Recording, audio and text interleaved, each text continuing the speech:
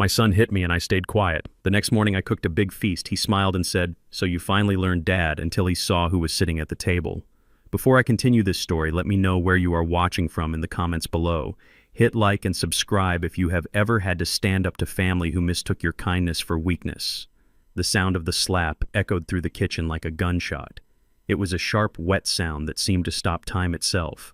I lay on the cold linoleum floor, my cheek pressing against the tiles I had laid with my own hands 30 years ago. I could taste the copper tang of blood in my mouth where my tooth had cut my lip. I did not move. I did not scream. I just lay there and looked up at the man who had done it. My son Julian stood over me. His chest was heaving. His expensive suit was rumpled and his eyes were wild with a mixture of rage and panic. He looked like a stranger. The little boy I had taught to ride a bike, the teenager I had bailed out of trouble more times than I could count, was gone. In his place was a desperate man who owed money to dangerous people. "Sign the paper, old man," Julian screamed. He kicked the leg of the kitchen table, sending the salt shaker clattering to the floor. "Sign the guarantee. It is $500,000. You have the equity. I know you have it." I slowly pushed myself up to a sitting position. My joints ached. I am 73 years old. My bones are not what they used to be, but my mind is sharper than a razor blade. I wiped the blood from my lip with the back of my hand. "I said no, Julian." I said, my voice low and steady. "I will not sign. I will not let you gamble away this house." Julian raised his hand again, but he did not strike. He paced the small kitchen like a caged animal. "It is not gambling," he shouted. "It is an investment. I just need liquidity. Why are you so selfish? Why do you want to see me fail?" I looked past him to the doorway. Sarah, my daughter-in-law, was standing there, leaning against the frame with a glass of wine in her hand. She watched me sitting on the floor with a look of pure disdain. She did not rush to help me. She did not scold her husband for striking his elderly father. She smiled. A cold, cruel smile that did not reach her eyes. "Hit him again, baby," she said, taking a sip of her wine. "The old man is senile. He needs to be taught a lesson. He thinks he is still the boss. He forgets he is just a guest in our future house." Her words cut deeper than the slap. Our future house. They had already buried me in their minds. To them, I was just an obstacle, a squatter in the inheritance they felt they deserved. Julian looked at her, then back at me. The rage in his eyes settled into something colder, something more calculated. "You are right, Sarah," he said. "He needs a reality check." He leaned down, getting right in my face. I could smell the scotch on his breath.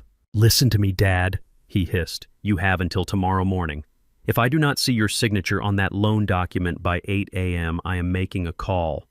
A call to who I asked, to the state he said.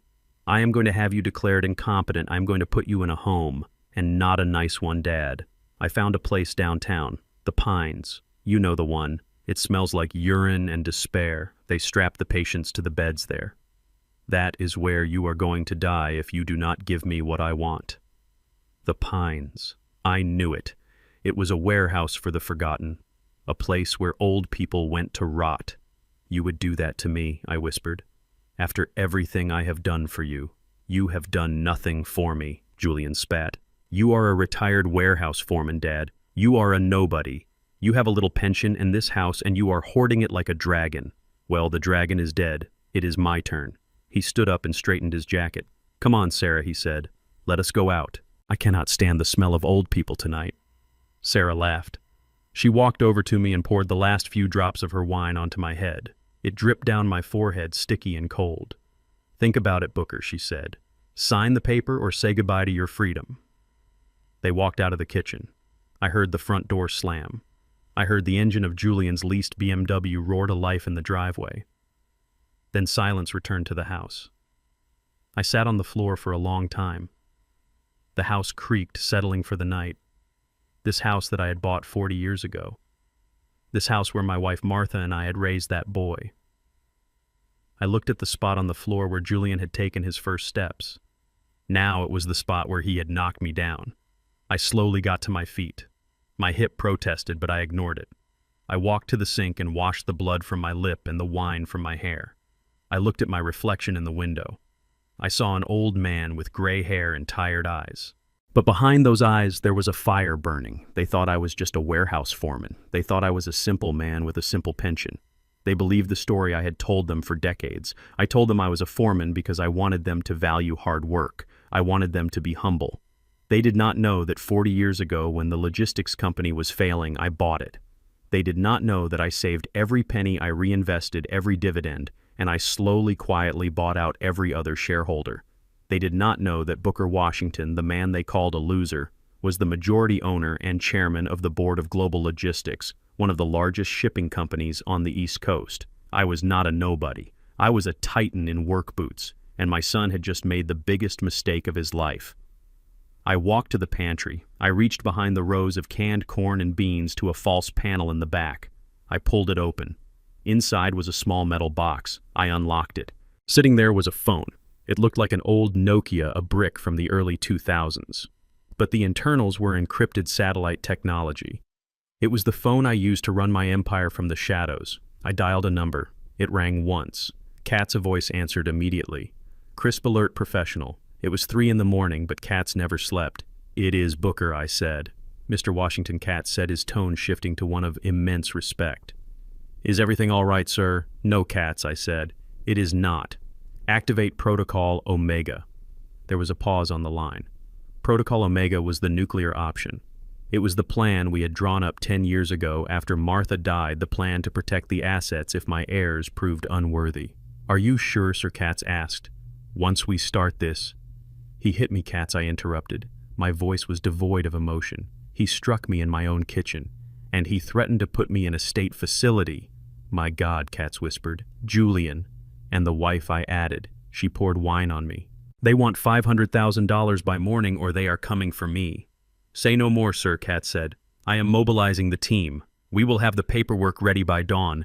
Do you want security?" "No," I said. "Not yet. I want to see this through. I want to look him in the eye when the hammer falls. Bring the papers here, Katz. Bring the sheriff. And bring the bank representative.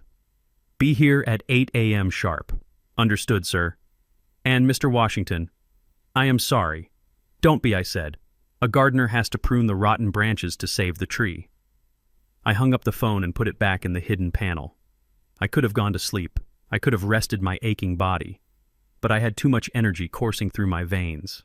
The adrenaline of the hunt, the smell of hickory smoked bacon and fresh brewed coffee filled the house, creating a deceptive blanket of warmth over the cold reality of the morning. I sat at the head of the dining room table, my hands resting on the white tablecloth that Martha used to save for Thanksgiving. My face throbbed where Julian had struck me the night before, a dull, heavy ache that pulsed in time with my heartbeat. But the pain was good.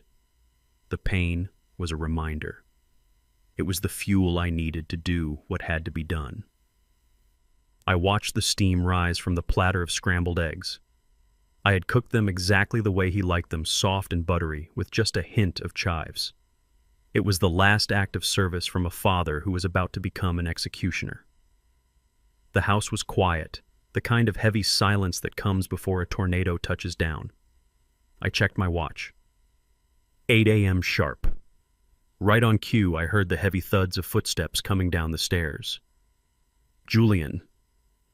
He walked with the heavy-footed arrogance of a man who believes he has conquered his demons. Sarah followed him, her heels clicking on the hardwood floor, a sharp staccato rhythm that used to annoy Martha, but now just sounded like the ticking of a bomb. They walked into the dining room and stopped. Julian's eyes went wide as he took in the spread, the bacon, the biscuits, the fruit, the silver pot of coffee. A slow, satisfied smile spread across his face. It was the smile of a bully who thinks his victim has finally broken. "Well, well," he said, rubbing his hands together. "Look at this, Sarah. I told you he would come around." Sarah walked past him and plucked a strawberry from the bowl, popping it into her mouth. "He finally learned his place," she mumbled, chewing loudly. "It is about time." Julian pulled out his chair and sat down. He didn't look at my bruised cheek. He didn't look at my swollen lip. He only looked at the food and the victory it represented. He piled his plate high, his movements greedy and fast. "This is good, Dad," he said, his mouth full of eggs. "This is smart. You realize that fighting me was useless. You realize that the Pines is a cold, dark place for an old man to die." I didn't say a word. I just sipped my coffee, black and bitter. "So," he continued, pouring himself a cup of coffee, "where are the papers? Did you sign the guarantee? My lawyer said he could have the funds released by noon if we get the notary stamp this morning." He looked around the room expecting to see a document on the table. I took a slow breath. The air in the room felt thin electric. I did not sign the guarantee, Julian. I said, my voice low and steady. Julian stopped chewing. He dropped his fork. It clattered against the fine china. The smile vanished, replaced instantly by that flash of violent temper that had put me on the floor the night before. "What did you say?" he whispered. I said I did not sign it. I repeated. He stood up so fast his chair tipped over backward, crashing onto the floor. Sarah froze her coffee cup halfway to her lips. "You are playing games with me," Julian shouted, his face turning a dangerous shade of red. "After last night, after I showed you what happens when you say no. You want me to hurt you again, old man. You want me to put you in the hospital before I put you in the home." I remained seated. I didn't flinch. I didn't cower. "I don't want you to do anything, Julian," I said. "I want you to meet my guests." "Guests?" he spat, looking around the empty room. "What guests? You are senile. There is nobody here." I pointed a shaking finger toward the living room archway, which was obscured by the high-backed chairs at the far end of the table. "They are right there," I said. Julian turned. Sarah turned. Two men stood up from the chairs where they had been sitting, silently waiting. One was Sheriff Miller, a man I had known for 30 years, a man who respected the law and the people who built this town. He was wearing his full uniform, his hand resting casually on his belt near his taser. He was 6'4" and built like a brick wall. The other man was Mr. Henderson, the regional manager of the First City Bank. He was wearing a gray suit holding a thick leather briefcase. He looked nervous but determined. Julian stared at them. His brain tried to make sense of the scene. He tried to fit them into his narrative. "Who are these people?" he demanded, trying to regain his composure. "Are these the notaries? Did you bring the bank to me?" That is actually impressive, Dad."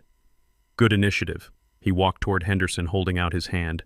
"I am Julian Washington," he said, putting on his salesman charm. "Sorry for the outburst. Family drama, you know how it is.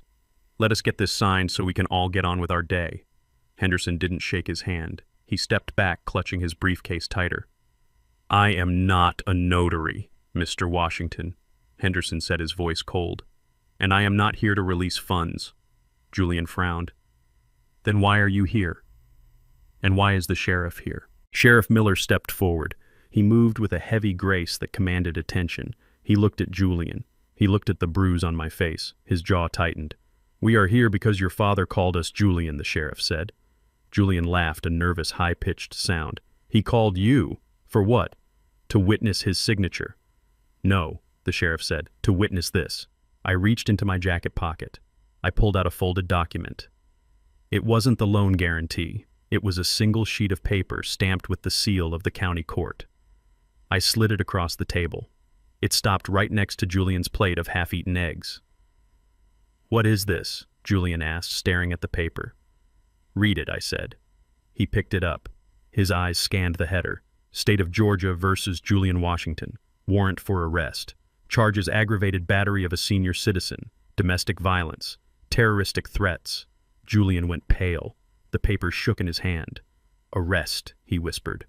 "What is this?" I didn't do anything." "You hit me, Julian," I said. My voice was calm, but it carried the weight of 40 years of disappointment. "You struck me in my own kitchen. You threatened to lock me away. You thought because I was old I was weak. You thought because I was your father I wouldn't fight back." I touched my bruised cheek. "You were wrong." Julian looked at Sarah. Sarah was backing away toward the kitchen door, her eyes wide with panic. "It is a lie!" Sarah shrieked. "He fell. He is clumsy. He is trying to frame us because he is old and mean." Sheriff Miller pulled out his handcuffs. The metallic rattle was the loudest sound in the room. "We have photos, ma'am," the sheriff said. "We have a statement from Mr. Washington taken at the hospital at 3 a.m. this morning, and we have the recording from the 911 call he placed immediately after the incident. The evidence is consistent with assault." Julian dropped the paper. "No," he stammered, backing away. "No, wait. Sheriff, we can work this out. It is a family matter. My dad, he is confused. He gets confused." I stood up. I walked over to the sheriff.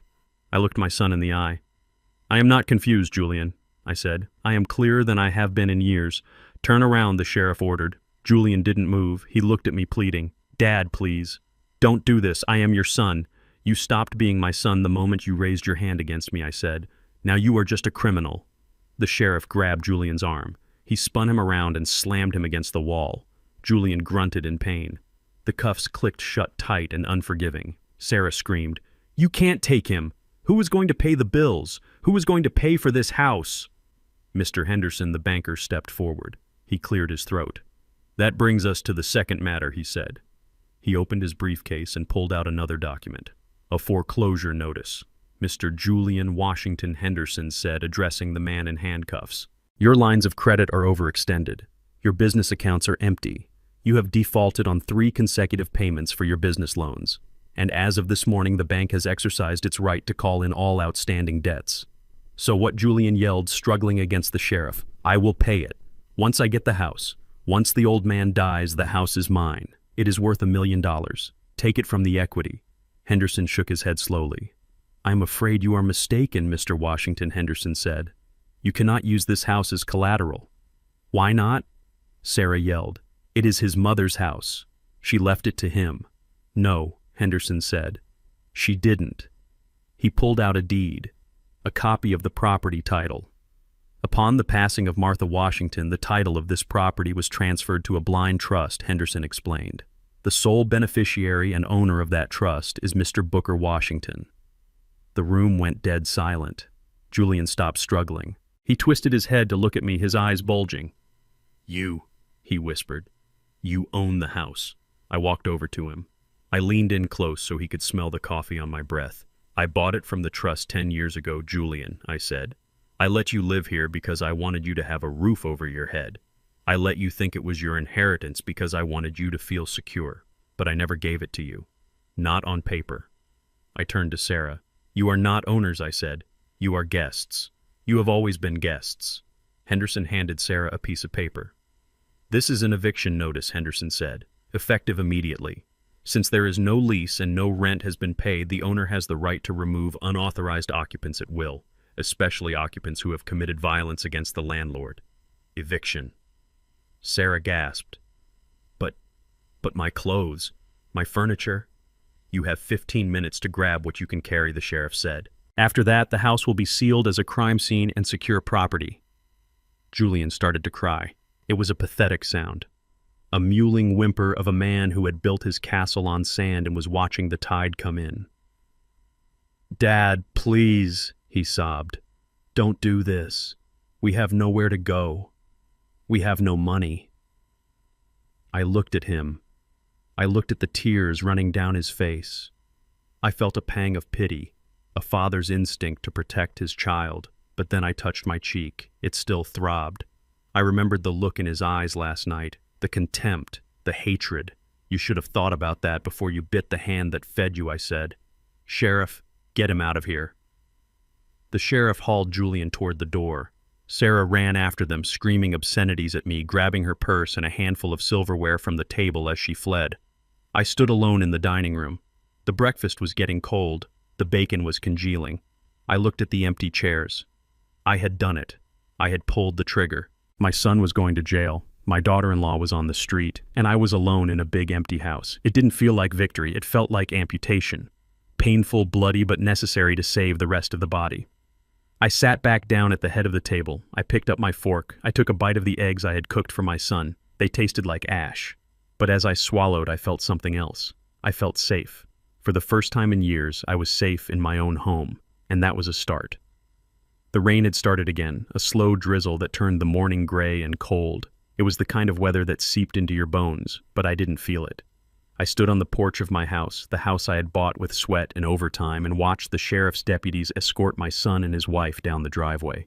Julian was still shouting, his voice hoarse and desperate. He was wearing his pajama bottoms and a t-shirt, his feet bare on the wet pavement. Sarah was shivering in a silk robe, clutching her purse like it was a life preserver. They looked pathetic. They looked like refugees from a life they had taken for granted.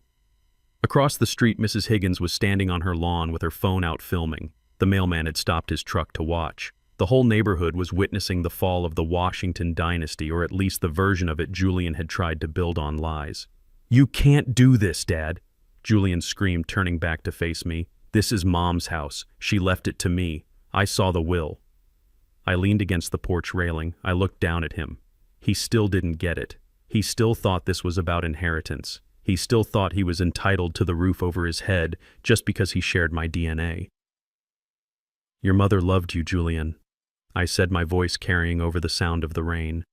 "She loved you so much she wanted to protect you from yourself." I reached into my pocket and pulled out a copy of the deed transfer. I didn't throw it at him, I held it up. "Martha didn't leave you the house," I said. "She left it to a trust designed to keep you from gambling it away. And 5 years ago, when your debt started piling up, when you started asking about reverse mortgages, I bought it from the trust." Julian stopped struggling against the handcuffs. He stared at me. "You bought it," he whispered. "I paid market value," I said. "Every cent went into an account for your future children if you ever grow up enough to have them. But the deed is in my name. Booker Washington. Not Julian, not Sarah, me." He shook his head, denial warring with reality in his eyes. "No," he said. "No, that's a lie. You're just a warehouse worker. You don't have that kind of money." I laughed. It was a short, sharp sound. "I own the warehouse, Julian," I said. "I have owned it for 40 years. The color drained from his face. He looked at Sarah. She looked back at him, her eyes wide with horror. They were realizing finally that they had been playing a game they didn't understand against an opponent they had vastly underestimated. "You lied to us," Sarah shrieked. "You pretended to be poor. You tricked us." "I didn't trick you," I said. "I just didn't tell you everything. I wanted to see who you were when you thought there was nothing to gain. And I saw. I saw exactly who you are." "You are evil," Julian yelled, straining against the sheriff's grip. "You are a cruel, vindictive old man. I will sue you. I will take everything. I will leave you rotting in the street." I looked at him.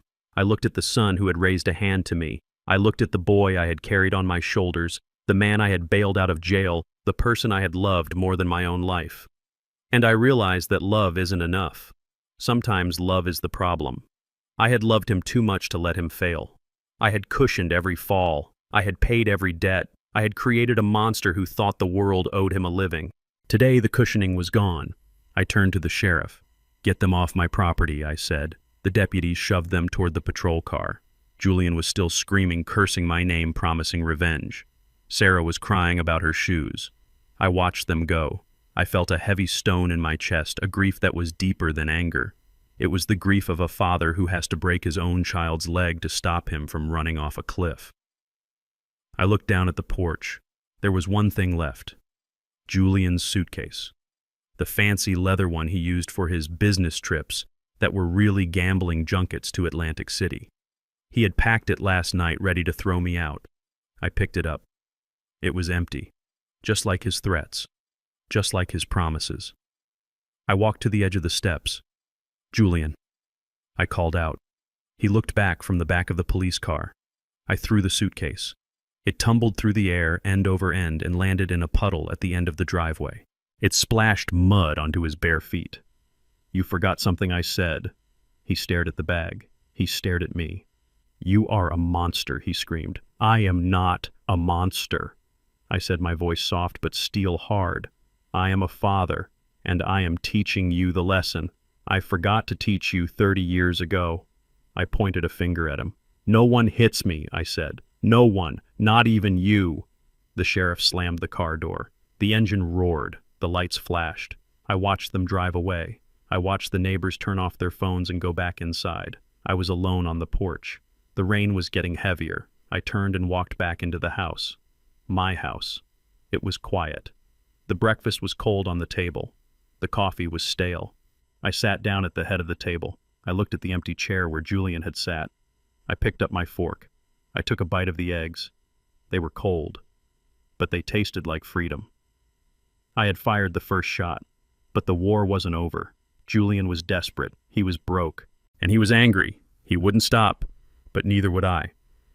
I pulled out my phone. I dialed Katz. "It is done," I said. "What now?" Katz asked. "Now we wait," I said. "He will try something. He will try to hurt me. Let him try." I hung up. I looked at the picture of Martha on the sideboard. "I am sorry, Marty," I whispered, "but I have to save him. even if I have to destroy him first. I stood up. I started to clear the table. The dishes needed washing, the house needed cleaning, and my life needed to be reclaimed, one plate at a time. The rain that had been threatening all morning finally let loose, turning the city of Atlanta into a gray, dripping watercolor. Julian drove his leased BMW in circles around the downtown area, his wipers slapping a frantic rhythm against the windshield. Sarah sat in the passenger seat, her arms crossed tightly over her chest, her designer dress now looking ridiculous in the context of their homelessness. She was staring out the window at the blurred city lights, her face a mask of silent fury. "We have to stop, Julian," she said finally. "I need to use a bathroom. And I am hungry. We haven't eaten since before the police came." Julian gripped the steering wheel harder. His knuckles were white. "I know," he snapped. "I am looking for a hotel, but not the Ritz, Sarah. We have to be realistic." They pulled into the parking lot of a mid-range chain hotel near the airport. It wasn't the five-star luxury they were used to, but it had a roof and a bed. Julian turned off the engine. The silence inside the car was heavy, suffocating. "Stay here," he said. "I will go get a room."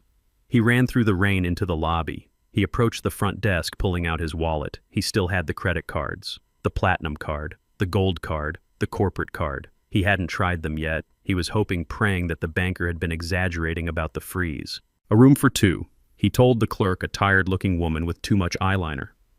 "One night. King bed. That will be $140 plus tax," she said. Julian handed her his platinum card. It was heavy metal, cool to the touch. It felt like power. She swiped it. She frowned. She swiped it again. "It is declined, sir," she said. Julian felt a cold sweat break out on his forehead. "Try it again," he said. "It must be a mistake. That card has a $50,000 limit." "It says pickup card, sir," she said. "Stolen or lost." Julian snatched the card back. "Try this one," he said, handing her the gold card. "Declined." "This one, the corporate card." "Declined." Account frozen. Julian stood there, his wallet open, his life spread out on the counter in useless plastic rectangles. He had 5 cards, all of them dead, all of them cut off by the man he had called a loser. "Sir," the clerk said, her patience wearing thin, "do you have cash?" "Cash." Julian patted his pockets. He had maybe $40 in his wallet. Not enough for a room, not enough for a meal. "No," he whispered. "No cash." "Then I cannot help you," she said, turning away.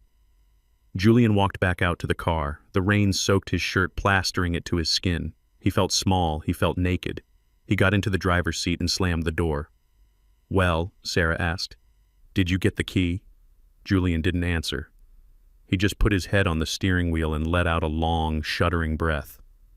"They are all declined," he said. "Every single one. Dad. He really did it. He cut us off. Completely." Sarah screamed. It was a primal sound of frustration and rage. She started hitting the dashboard with her fists. "I hate him," she yelled. "I hate him. I hate him. I hate him. How can he do this to us? We are his family."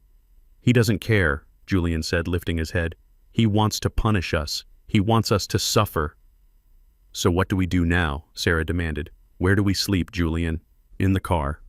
Like hobos." Julian looked at her, He saw the disgust in her eyes. He saw the blame. "We have no choice," he said. "We have $40, Sarah. That is gas money. Maybe a burger. We can't afford a room." Sarah looked at him like he was a stranger, like he was something she had stepped in. "You are pathetic," she hissed. "You promised me everything. You promised me the house, the money, the life. And now look at us, sleeping in a car in an airport parking lot. You are not a man, Julian. You are a joke." "I tried," Julian shouted back, his own anger flaring. "I tried to get the money, but he wouldn't sign." He fought back. Who knew the old man had so much fight in him? "You should have made him sign," she said. "You should have forced him. You were too weak." Julian started the car. He didn't want to hear it anymore. He drove out of the lot, aimlessly wandering the streets again. The gas gauge was hovering near empty. The rain was getting heavier. They ended up in a deserted parking lot behind an old strip mall. It was dark, quiet, and depressing. Julian reclined his seat, trying to find a comfortable position. Sarah curled up against the door, wrapping her coat around herself, shivering. "This is your fault," she whispered in the dark. "All of it." Julian didn't respond. He closed his eyes, but sleep wouldn't come. He kept seeing his father's face, the bruise on his cheek, the look of utter disappointment in his eyes. School is in session. That is what he had said. Julian shivered. It wasn't the cold. It was the realization that the lesson had just begun. He must have dozed off because the next thing he knew there were bright lights blinding him. He sat up, shielding his eyes. A truck had pulled up right in front of his car, blocking him in. It was a big black lifted pickup truck with dark-tinted windows and a heavy steel grill guard. It looked like a battering ram. The headlights were high beams searing into Julian's retinas. "Who is that?" Sarah asked, waking up groggy and scared. "Is it the police?" "I don't know," Julian said. The driver's door of the truck opened. A man stepped out. He was huge. He wore a black leather jacket, jeans, and heavy boots. His head was shaved and he had a tattoo of a spiderweb on his neck. Julian recognized him. It was Marco, the enforcer for the loan shark Julian had borrowed the $500,000 from. The money he was supposed to pay back with the home equity loan he never got. "Oh God," Julian whispered. "Oh God, no." Marco walked up to the BMW. He didn't knock on the window. He kicked the door. "Open up," he shouted. Julian fumbled with the lock. He rolled down the window, just a crack. "Marco," he said, his voice trembling. "Hey man, good to see you." "Open the door," Marco said, "or I pull you out through the glass." Julian unlocked the door. He stepped out into the rain. "Where is my money?" Marco asked. He didn't shout. He didn't need to. His voice was low and dangerous, like a growling dog. I don't have it yet," Julian stammered. "There was a delay. My father, he is being difficult. But I will get it, Marco, I swear. Just give me a few more days." Marco laughed. A dry, humorless sound. "Days," he said. "You said today, Julian. You said the loan would be approved this morning. I checked. No loan, no money." He stepped closer. He poked Julian hard in the chest with a finger like a sausage. "My boss doesn't like delays," Marco said. "He gets anxious. And when he gets anxious, I get busy." "Please," Julian begged, backing up against the car. "I am good for it. You know I am. My father is rich. He owns half the city." "Your father cut you off," Marco said. "We heard. Word travels fast on the street, Julian. The old man kicked you out. You are broke. You are homeless. You are nobody." Julian felt his knees shaking. How did they know? How did everyone know? "That doesn't matter," he said, desperate. "He will come around. He loves me. I need to convince him." "How?" Marco asked. "You going to ask him nicely? You going to bake him a cake?" He grabbed Julian by the lapels of his ruined suit jacket and slammed him against the car. Sarah screamed from inside. "Listen to me, little man," Marco hissed, his face inches from Julian's. "You have 24 hours, one day. If I don't have $500,000 in cash by midnight tomorrow..." He reached into his jacket. He pulled out a knife. A long, serrated hunting knife. He didn't point it at Julian. He dragged the tip along the paint of the BMW, creating a long, screeching scratch. "This car is leased," Marco said. "But your skin isn't. If your daddy doesn't sign," Marco said, leaning in close, "if he doesn't give you the money, then you are going to pay." With what Julian whispered, tears mixing with the rain on his face. "With blood," Marco said. "Yours, or maybe hers." He looked through the window at Sarah. She was huddled in the seat, terrified. "She is pretty," Marco said. "It would be a shame if she had an accident." "Leave her out of this," Julian pleaded. "It is my debt. It is your problem," Marco said. "Fix it, or I will fix you." He let go of Julian. He shoved him back. "Midnight tomorrow," Marco said. "Do not make me come find you again." He walked back to his truck. He climbed in. He revved the engine, a roar that shook the pavement. He backed up and drove away, disappearing into the night. Julian stood in the rain, leaning against his scratched car. He was shaking uncontrollably. He was going to be sick. $500,000. In 24 hours. He had no way to get it. No banks, no friends, no father. He got back into the car. He was soaked to the bone. Sarah was staring at him. Her eyes were wide with a new kind of fear. Not the fear of poverty, the fear of death. "Who was that?" she whispered. "A friend," Julian lied.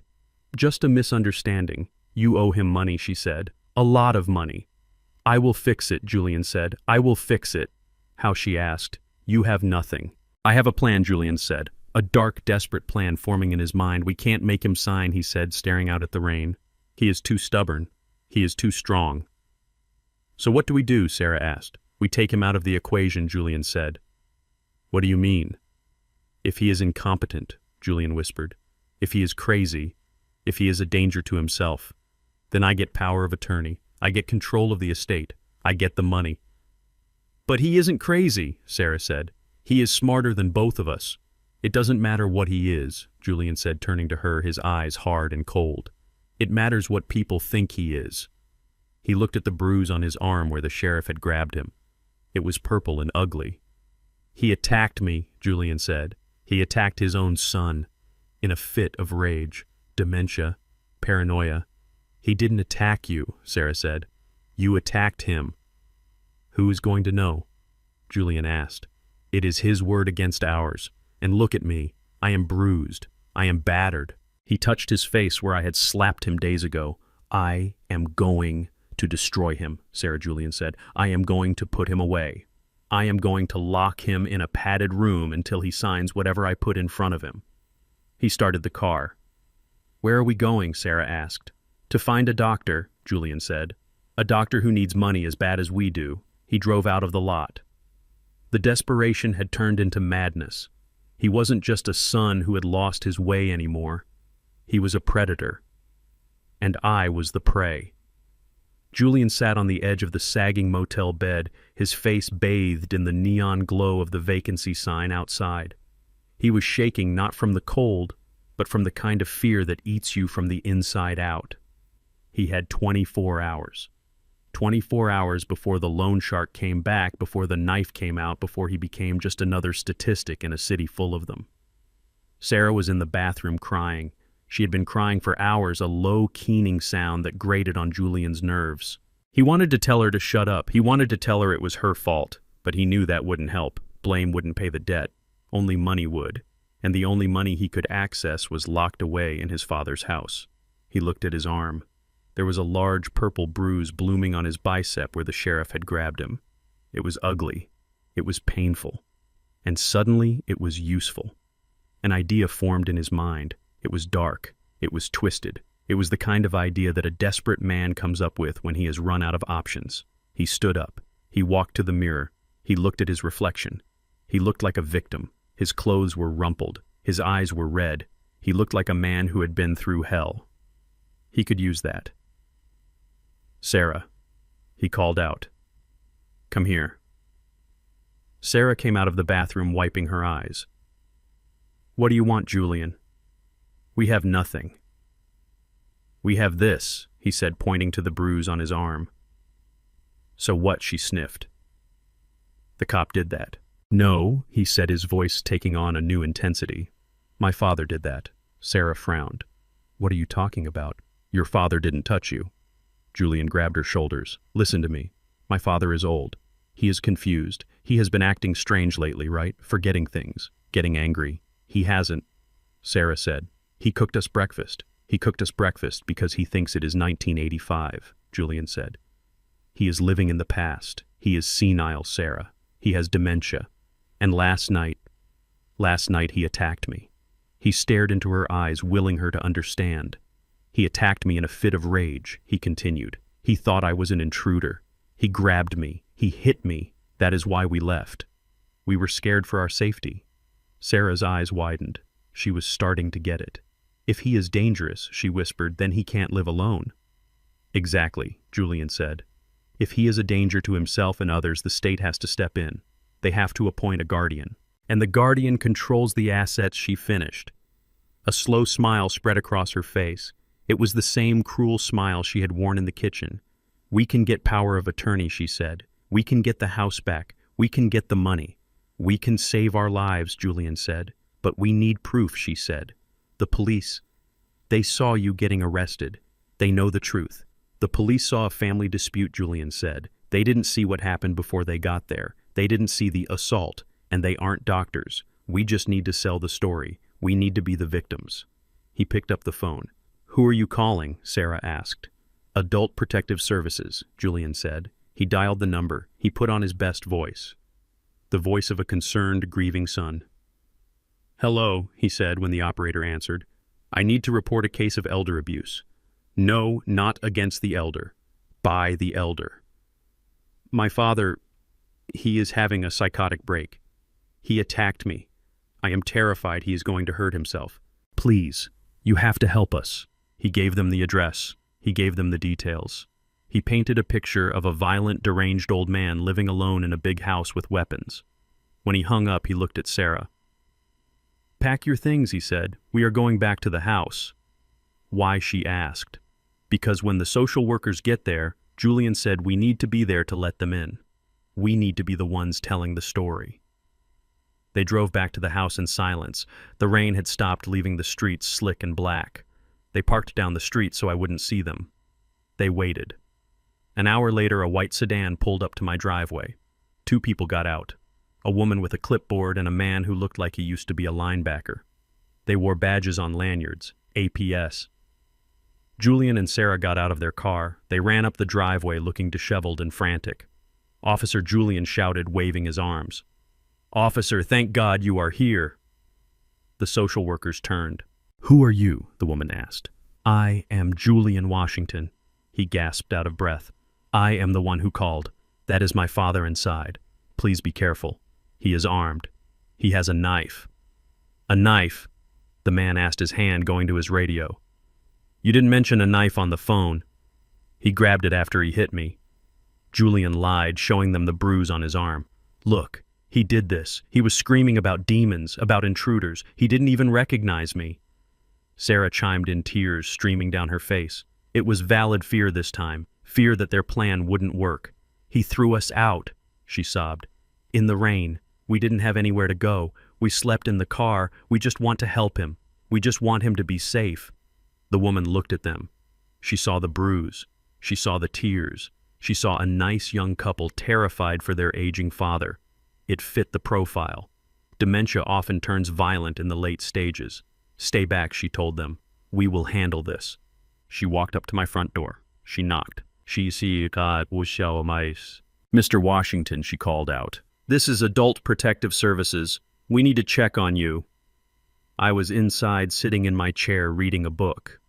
I heard the knock. I heard the voice. I knew what it was. I knew Julian wouldn't give up. I knew he would try something desperate. I stood up. I walked to the door. I opened it. The social worker looked surprised. She expected a raving lunatic. She saw an old man in a cardigan holding a book. Mr. Washington, she asked. I am Booker Washington, I said calmly. Can I help you? Sir, we have received a report that you may be a danger to yourself, she said, that you assaulted your son. I looked past her.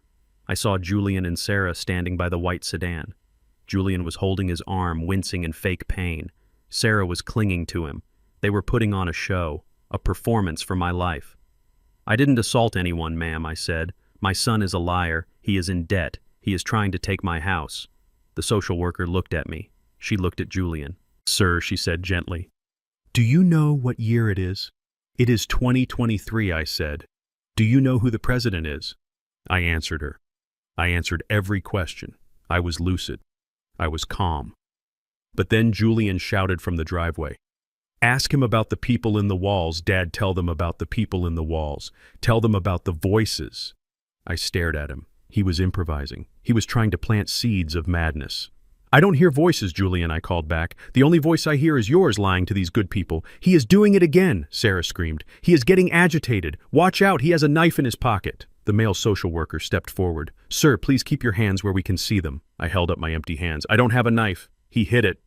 Julian yelled. Check the kitchen. Check the floor. He tried to stab me. The woman looked at her partner. We need to investigate, she said. If there is an allegation of violence, we need to take him in for evaluation, the man said. Just to be safe. Emergency hold. 72 hours. No, I said. You can't do that. This is my home. Sir, the woman said, stepping into the doorway, it is for your own protection. If you are having an episode... I am not having an episode, I said, my voice rising. I am being framed. Can't you see that? He is getting aggressive, Julian shouted. Grab him. The man reached for my arm. Don't touch me, I warned. Sir, please comply. They grabbed me. They pulled me out of my own house. I looked at Julian. He was smiling, a small hidden smile. He thought he had won. He thought he had played the system. He thought that once I was in the psych ward, he could get the power of attorney. He could get the house. He could get the money. He watched them lead me to the car. I didn't fight. I knew that fighting would only prove his point.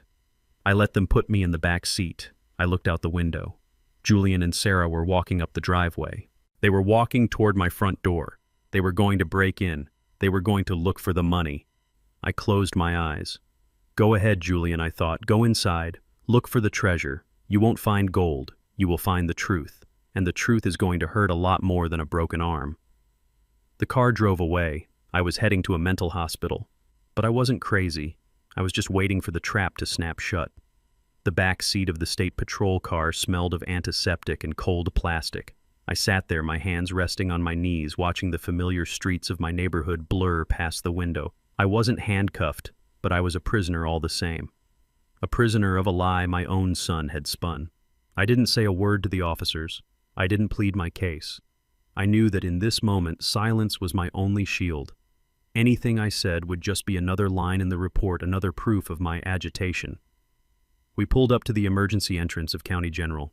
It wasn't the Pines, thank God, but it was still a holding pen for the broken and the discarded. I was escorted inside past the weeping mothers and the bleeding drunks to a secure room in the psychiatric wing. The walls were painted a calming, lifeless beige. The bed was bolted to the floor. "Wait here, Mr. Washington," the nurse said, her voice dripping with professional pity. "The doctor will be in shortly to evaluate you." She closed the door. I heard the lock click. I sat on the edge of the bed. I closed my eyes and pictured Julian. He would be at the house by now. He and Sarah would be tearing through my study, overturning drawers, ripping paintings off the walls. They were looking for the money. They were looking for the deeds. They were looking for the keys to the kingdom they thought they had just conquered. I imagined the look on Julian's face when he realized the drawers were empty. I imagined Sarah's screech when she found nothing but old tax returns and dust. The door opened. I opened my eyes expecting a young resident with a clipboard and a list of condescending questions. Instead, Dr. Theodore Vance walked in. Teddy Vance was 70 years old with a shock of white hair and a smile that could disarm a bomb. He was the chief of psychiatry at County General. He was also the man who had taught me how to play the Sicilian defense 40 years ago in a park in downtown Atlanta. "Booker," Teddy said, closing the door behind him and locking it.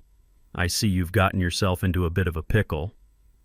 "You could say that, Teddy," I said, a slow smile spreading across my face. "My son seems to think I've lost my marbles." Teddy chuckled.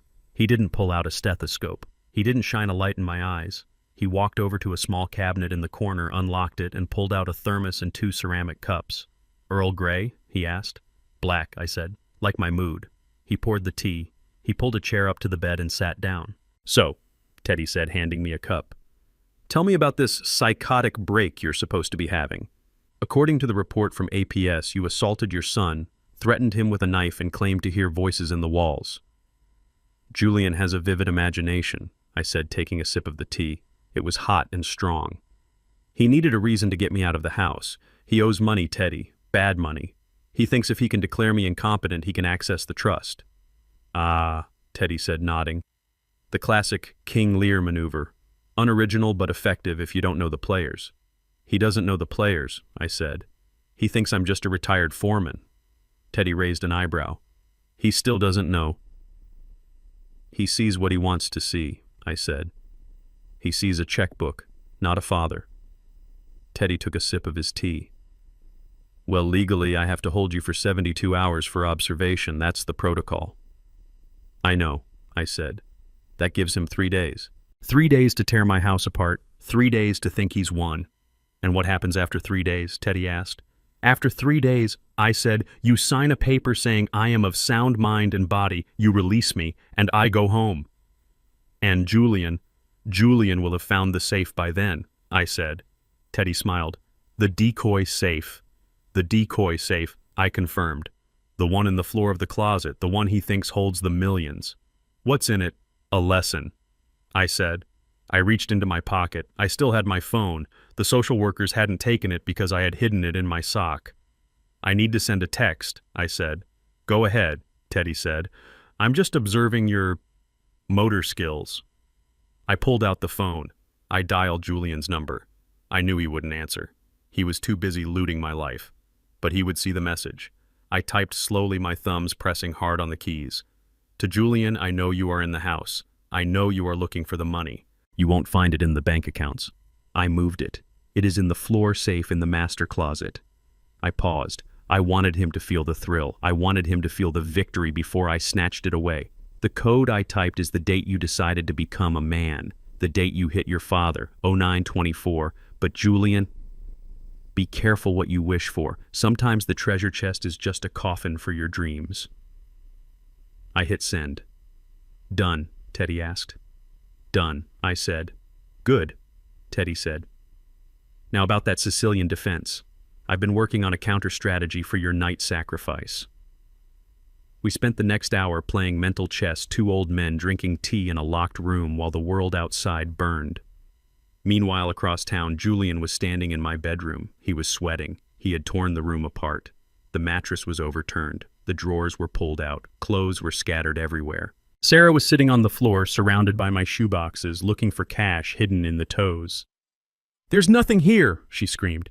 "He hid it. He knew we were coming. He didn't know," Julian yelled back. "He's crazy. He probably buried it in the yard." His phone buzzed. He pulled it out. He saw my name. He froze. "It's him," he whispered. "Who?" Sarah asked. "Dad." He opened the message. He read it. His eyes went wide. "The floor safe," he breathed. "In the closet." He ran to the closet. He pushed aside the hanging coats. He got down on his hands and knees. He felt around the floorboards. There it was, a loose panel. He pried it up. Underneath was a steel safe, heavy, solid. "Sarah," he shouted. "I found it. I found it." Sarah ran in. She fell to her knees beside him. "Open it. Open it." Julian looked at the keypad. The date he hit me. He hesitated. For a split second, shame washed over him. He remembered the sound of the slap. He remembered me falling. But then he thought about the loan shark. He thought about the knife. He typed in the numbers. 0, 9, 2, 4, beep, click. The green light flashed. The handle turned. Julian pulled the door open. He expected stacks of cash.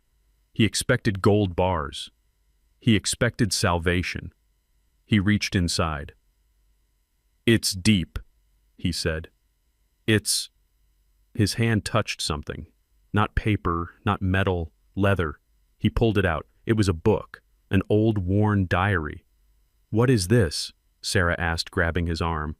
"Where is the money?" "I don't know," Julian said frantically, feeling inside the safe again. "It's empty. There's nothing else."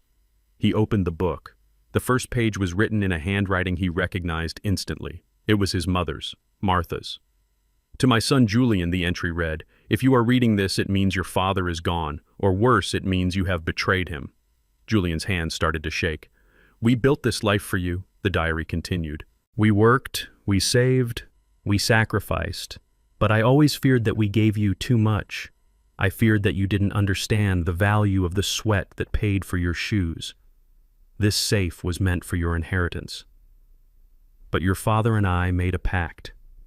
If you ever raised a hand against us, if you ever chose greed over family, the money would vanish. The money isn't here, Julian. It never was. The real fortune is in the work. And if you are reading this because you forced your father out of his own home, then you have inherited exactly what you deserve. Nothing." Julian stared at the page. The words blurred. "Nothing," Sarah shrieked. "What do you mean, nothing?" "Where is the money, Julian? You said he was rich." "He is," Julian whispered. "But he moved it. He knew." He threw the diary across the room. It hit the wall and slid to the floor, landing open like a dead bird. "He played us," Julian said, his voice rising to a scream. "He played us from the psych ward." He stood up. He kicked the safe door. He kicked the wall. "I'm going to kill him," he roared. "I'm going to go to that hospital and I'm going to squeeze the money out of him." "No, you're not," Sarah yelled. "You're going to fix this. The loan shark is coming. Julian, midnight. We have 4 hours." Julian looked at her. He looked at the empty safe. He looked at the ruin of my bedroom. He realized then that the walls were closing in. He had no money. He had no leverage. He had no father. and he had 4 hours to come up with $500,000. He ran out of the closet. He ran out of the bedroom. "Where are you going?" Sarah screamed. "To find money?" He yelled back. "Anywhere. I'll rob a bank. I'll steal a car. I don't care." He ran out of the house, leaving the front door wide open. I sat in the hospital room sipping my tea. Teddy was setting up the chessboard. "Your move, Booker," Teddy said. I moved my pawn forward. "Check," I said softly. Not checkmate. Not yet. But the king was exposed, and the game was about to get very, very ugly. The green light on the safe's digital keypad blinked once, a mocking little eye in the darkness of my master closet. Julian stood there, his finger hovering over the final digit. He was sweating, shivering, and breathing like a man who had just run a marathon with a knife in his back. Sarah was right behind him, her breath hot on his neck, her greed radiating off her like heat from a pavement. 0924. The date he hit me. The date he decided he was a man and I was a nuisance. He pressed the button. The mechanism whirred. It was a heavy, expensive sound, the sound of steel tumblers falling into place. The handle turned. "Open it," Sarah hissed, pushing him forward. "Open it, you coward." Julian pulled the heavy steel door open. He expected to see stacks of cash. He expected to see bearer bonds, gold bars, the deeds to the kingdom he thought he was owed. He expected salvation. He reached into the dark cavern of the safe. His hand groped around. It was empty. "No," he whispered. The word fell out of his mouth like a dead tooth. "No, no, no." He shoved his entire arm in, sweeping the metal shelves. Nothing. Just cold steel and dust. "It is gone," he screamed, his voice cracking. "It is gone, Sarah." He moved it. He knew. "Wait," Sarah said, grabbing his shoulder. "Look. In the back." Julian looked. There in the very back corner, sitting in the shadows, was a single object. It was not a stack of money. It was a book. A small leather-bound journal with a faded red ribbon marking a page. Julian pulled it out. He held it up to the light of the closet. His hands were shaking so hard the book fluttered like a dying bird. "What is that?" Sarah demanded, snatching it from him. "Is it a ledger? Does it say where the money is?" She opened it to the marked page. She froze. "It is Mom's handwriting," Julian whispered, looking over her shoulder. I knew that handwriting. I had watched Martha write in that journal every night for 40 years. She wrote down her prayers, she wrote down her dreams, and on the last night of her life, she wrote down her will. Not the legal one filed at the courthouse, but the moral one. "Read it," Julian said, his voice trembling. Sarah read it out loud, her voice flat and cold. "To my son Julian, if you are reading this, it means your father is gone. Or worse, it means you have betrayed him." Sarah stopped. She looked at Julian. He was pale as a sheet. "Keep reading," he choked out. "We built this life for you." Sarah read. "We worked. We saved. We sacrificed. But I always feared that we gave you too much. I feared that you did not understand the value of the sweat that paid for your shoes. This safe was meant for your inheritance. But your father and I made a pact. If you ever raised a hand against us, if you ever chose greed over family, the money would vanish." Sarah's voice wavered. She was starting to understand. She was starting to see the trap. "The money is not here, Julian." The entry continued. "It never was. The real fortune is in the work. And if you are reading this because you forced your father out of his own home or because you hurt him, then you have inherited exactly what you deserve. Nothing." Sarah threw the book across the room. It hit the wall with a thud and slid to the floor, landing open like a broken wing. "Nothing," she shrieked. "Nothing. We broke in here for a diary." She turned on Julian. Her face was twisted into a mask of pure, unadulterated rage. It was not the face of a wife. It was the face of a predator who realized the prey had escaped. "You idiot!" she screamed, slapping his chest. "You stupid, useless idiot. You said he was rich. You said the money was here. You said we were saved. I thought it was—" Julian stammered, backing away from her. "He tricked us, Sarah. He played us. He planned this. He is in a psych ward," Sarah yelled. "He is locked up. How could he plan this?" "You are the one who failed, Julian. You fail at everything. You failed at business. You failed at being a son. And now you have failed me." She looked around the bedroom, my bedroom, The room where Martha and I had slept for 30 years. She saw the antique vanity. She saw the expensive lamps. She saw the things she thought she owned, and she snapped. She grabbed a heavy crystal perfume bottle from the dresser and hurled it at the mirror. Smash! Glass rained down onto the carpet. "Sarah, stop!" Julian yelled, trying to grab her. "Get off me!" she screamed, pushing him away. "If I cannot have the money, nobody can have anything." She went on a rampage. She tore the curtains off the rods, ripping the heavy fabric. She swept the lamps onto the floor, shattering the bulbs. She opened the drawers and pulled out my clothes, throwing them around the room like confetti. She was a whirlwind of destruction, a tornado of entitlement and fury. Julian stood in the corner watching her. He didn't try to stop her again. He was too broken. He just watched his wife destroy his childhood home. I watched it too. I was sitting in the doctor's lounge at the hospital sipping the last of my tea with Teddy Vance. I had my phone propped up on the table connected to the hidden security cameras in my bedroom. I saw the glass fly. I saw the curtains rip. I saw the hate in Sarah's eyes. Teddy shook his head. "That is a lot of anger," he said quietly. "It is not anger, Teddy," I said. "It is grief. She is grieving the life she thought she was owed." I looked at the time. The 72-hour hold was technically up in 10 minutes, but Teddy had already signed the discharge papers an hour ago. "You are free to go," Booker, Teddy said, stamping the file. Diagnosis sane. Exceptionally sane, I would say. I stood up. I buttoned my jacket. I picked up my hat. "Thank you, Teddy," I said. "For the tea, and for the sanity check." "Go get them," Teddy said. I walked out of the hospital. The air outside was fresh and clean. The sun was setting, casting long shadows across the parking lot. I felt strong. I felt focused. I took a taxi to the police precinct. Not to my house. The house was a crime scene now, and I needed to treat it like one. I walked up to the desk sergeant, a man named Harrison, who knew me from the community center. "Mr. Washington," Harrison said. "I thought you were... Well, I heard you were in the hospital." "I was getting a checkup," Harrison, I said. "I am fit as a fiddle. But I have a problem." "What kind of problem?" "I have a security system in my house," I said. "Cloud-based. I just received a notification. There are intruders in my home." "Intruders?" Harrison asked, reaching for his radio. "Are they armed?" "They are violent," I said. "They are destroying the property. And Harrison, I think one of them is my son." Harrison paused. "Julian." "Yes," I said. "And his wife. They broke into my safe. They are tearing the place apart." "We will send a unit," Harrison said. "Do you want to meet them there?" "I do," I said. "But Harrison, there is one more thing." "What is it?" "I have a restraining order against my son," I lied. "Or rather, I intended to file one. But since he broke in, since he forced entry, that is burglary, isn't it?" "If they broke in to steal," Harrison said, nodding slowly. "Yes, sir.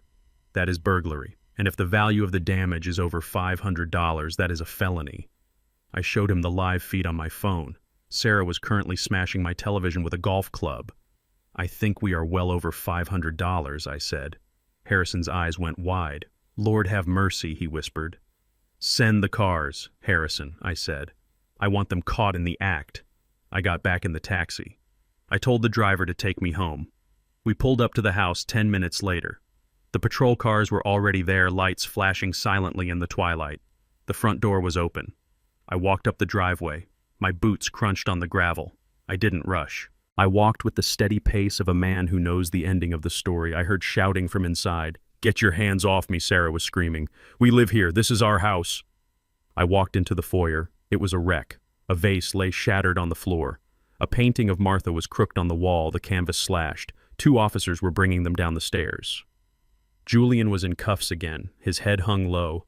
Sarah was fighting, kicking and spitting, her hair wild, her face red and blotchy. They stopped when they saw me. Julian looked up. He saw me standing there, dressed in my suit, calm and composed. He saw the man he thought was locked away in a padded room. "Dad," he whispered. "You got out." "I was never in." "Julian," I said. "I checked myself in. And I checked myself out." "You tricked us," Sarah yelled, lunging at me, but the officer held her back. "You old bastard, you set us up." The safe was empty. "The safe was a test," I said. "And you failed." "Officer," I said, turning to the cop holding Julian, "did you find anything on them?" "We found a leather journal, sir," the officer said. "And this." He held up a bag of jewelry. "Martha's jewelry. They must have found it in the dresser after they smashed the safe. That belongs to my late wife, I said. They were stealing it. We were protecting it, Julian cried. We thought you were crazy. We were securing the assets. By smashing my television, I asked, pointing to the wreckage in the living room. By ripping up my clothes. That is security. That is vandalism, the officer said. Felony vandalism. And burglary. Take them away, I said. Dad, wait. Julian begged, dropping to his knees. Please. Not again. Not prison. I can't go back. The loan shark. If I am in jail, I can't pay him. He will kill me. You should have thought about that before you broke into my house, I said. I looked at him. I looked at the son I had raised. You wanted the money, Julian, I said. You wanted the inheritance. I leaned in close. You got it, I whispered. You inherited the consequences. I waved my hand. Get them out of here. The officers dragged them out. Sarah was still screaming threats, but Julian was silent. He was looking at me with eyes that were dead. He knew. He finally knew. The game was over. I stood in the ruin of my home. I looked at the broken glass. I looked at the slashed painting. It hurt. It hurt to see my life trashed by the people I loved, but the house could be fixed. Things could be replaced. The rot was gone. I walked over to the corner where the diary lay on the floor. I picked it up. I smoothed the pages. I am sorry, Martha, I whispered. They didn't listen. I put the book in my pocket. I walked to the door and locked it. I was alone, but I was safe, and tomorrow I had a meeting to prepare for, because Julian wasn't the only one who needed to learn a lesson. There was still the matter of his business, and I was about to become the chairman of the board. The police lights painted the neighborhood in swirling strokes of red and blue, reflecting off the shattered windows of my home like disco lights at a crime scene. I stood on the sidewalk next to Detective Miller watching the forensics team photograph the destruction Julian and Sarah had wrought. The smashed television, the ripped paintings, the empty safe, it was a symphony of rage and greed. But what they didn't know was that this destruction was the final nail in their coffin. We have enough here for multiple felonies, Mr. Washington, Miller said, scribbling in his notebook. Burglary, vandalism, destruction of property over $5,000. And with the false APS report, that's filing a false instrument and perjury. Find them, detective, I said, my voice cold. They aren't just my family anymore. They are fugitives. An hour later, the APB went out. Julian and Sarah's faces were on every patrol car computer in the county. They were running, but they had nowhere to go. Their credit cards were dead. Their bank accounts were frozen. Their friends had abandoned them. They were alone in the world they had tried to conquer. Julian drove his leased BMW through the back streets of Atlanta, his hands shaking so hard he could barely keep the wheel steady. Every time he saw headlights in the rearview mirror, he flinched. He was sweating despite the air conditioning blasting full force. "Where are we going?" Sarah shrieked from the passenger seat. She was clutching the bag of stolen jewelry, Martha's jewelry, like it was a holy relic. "We can't just drive around all night. They'll find us." "I'm thinking," Julian yelled back. "I'm trying to think." "You're failing," she screamed. "You said the safe had money. You said he was crazy. Now we're criminals, Julian. We're wanted." She hit him on the arm. He swerved narrowly, missing a parked car. "Shut up," he roared. "Just shut up and let me think." They ended up at the Starlight Motel, the same rundown dive where I had pretended to be sick just days before. It was fitting. The cycle was closing. Julian paid cash for a room, the last of the cash he had in his wallet. $40 for a room that smelled of stale smoke and bad decisions. They huddled inside, the curtains drawn tight. Julian paced the small room, his mind racing. He had to get out of the country. He had to get to Mexico or maybe Canada. But how? He had no passport. He had no money. He looked at Sarah. She was sitting on the bed going through the jewelry. She held up a diamond necklace to the dim light. "This is real," she whispered. "This has to be worth 10 grand, maybe 20. "We can't sell it," Julian said. "It's stolen property. Every pawn shop in the state will have the description by morning." "Then we find a fence," she said, her eyes gleaming with a desperate cunning. "I know people. People from my old life." Julian looked at her. He realized then that he didn't really know his wife. He knew the woman who hosted dinner parties. He knew the woman who shopped at Neiman Marcus. But he didn't know this woman, the one who talked about fences and running from the law like it was a game. "Who do you know?" he asked. "An old boyfriend," she said. "From before I met you. He runs a business. In Buckhead. He deals in cash. Call him, Julian said. Tell him we need help. Sarah nodded. She pulled out her phone. But she didn't call. She started texting. Her fingers flew across the screen, her face illuminated by the blue light. She was smiling, a small secret smile. Julian watched her. A seed of suspicion planted itself in his gut. Why was she smiling? They were fugitives. They were ruined. What are you telling him? Julian asked. Just explaining the situation, she said without looking up. Telling him we have goods to trade. Julian walked into the bathroom to splash water on his face. He looked at himself in the cracked mirror. He looked like a wreck. His eyes were bloodshot, his skin was gray. He was the son of a billionaire, and he was hiding in a roach motel. He came out of the bathroom. Sarah was in the shower now. He could hear the water running. Her phone was sitting on the nightstand buzzing. He walked over to it. He knew he shouldn't look. He knew it would only bring pain. But he couldn't help himself. He picked it up. The screen was locked, but the preview message was visible. From Marco, not the loan shark. Another Marco text. Don't worry, babe. Bring the rocks. I'll take care of you. We can leave the loser behind. Julian froze. He stared at the words. Leave the loser behind. He unlocked the phone. He knew her passcode. It was her birthday. He opened the message thread. He scrolled up. Sarah. I can't stand him anymore. He's weak. He ruined everything. I'm going to steal the jewelry while he's sleeping and come to you. Marco. Good girl. I've missed you. Is he suspicious? Sarah. No, he's an idiot. He thinks I'm calling for help. Lao Chong am ngunguklam, am sebahan samtoy. Julian read the last line again. My husband is so stupid. I will leave him soon. He dropped the phone on the bed. The room spun. The betrayal was total. His father had cut him off. The law was hunting him. And now his wife, the woman he had destroyed his life for, was planning to rob him and run away with an ex-boyfriend. He looked at the bathroom door. He could hear her humming in the shower. She was happy. She was planning her escape. Julian felt a cold calm settle over him. It was the calm of a man who has nothing left to lose. He picked up the bag of jewelry. He poured it into his pockets. The necklaces, the rings, the brooches. He took it all. He grabbed the car keys from the table. He walked to the door. He looked back at the bathroom one last time. Goodbye, Sarah, he whispered. He walked out of the room. He got into the car. He started the engine. He drove away, leaving his wife in the shower, waiting for a savior who wasn't coming. He was alone now, truly alone. He drove aimlessly for hours. The gas gauge dropped lower and lower. He had no plan. He had no destination. But as the sun began to rise over the city, illuminating the skyline, he used to think he owned a thought occurred to him. There was one place left to go. One place where he might find, if not help, then at least an end. He turned the car toward the industrial district, toward the sprawling complex of warehouses that bore his family name, King Logistics. He was going to see the man who started it all. He was going to confront the ghost in the machine. He was going to see the boss. And this time, he wasn't going to ask for money. He was going to ask for a job.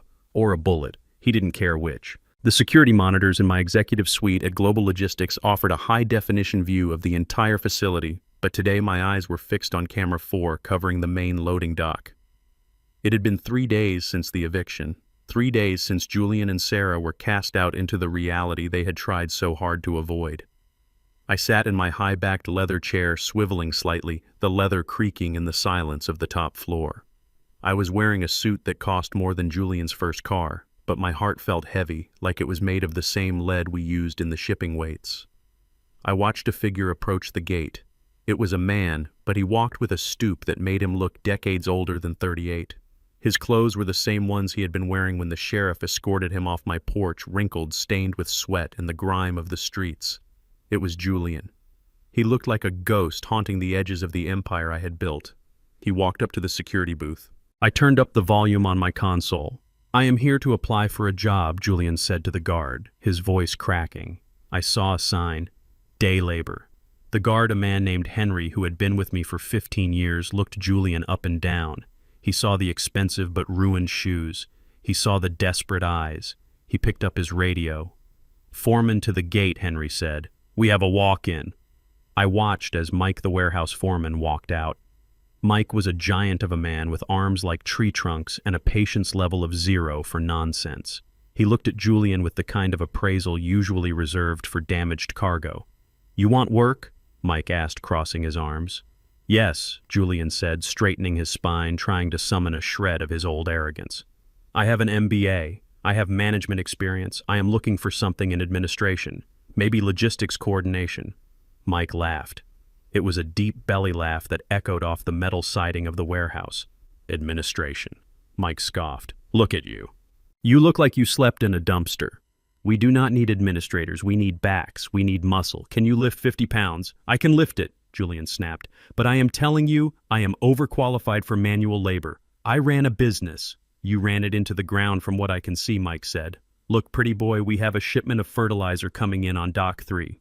50-pound bags. Hard, dirty work. Minimum wage. Take it or leave it." Julian hesitated. I saw him look at the warehouse, then back at the street. He was hungry. I could see the hunger in the way he stood. It was a physical force pushing him down. "I will take it," he whispered. "Good," Mike said. "Go inside. Get a vest." I watched my son walk into the warehouse. I watched him struggle with the first bag of fertilizer. He dropped it. Dust puffed up into his face. He coughed, hacking and spitting. The other workers laughed.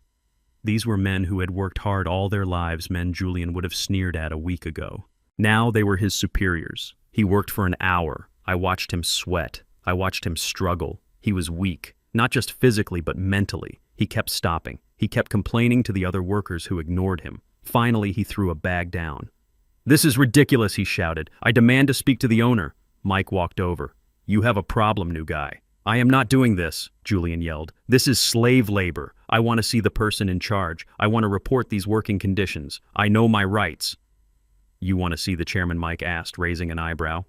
"Yes," Julian said, puffing out his chest. "Take me to the chairman. I am sure he will be very interested to hear how you treat educated employees." Mike looked at the camera. He looked right at me, even though he could not see me. He tapped his earpiece. "Sir," Mike said.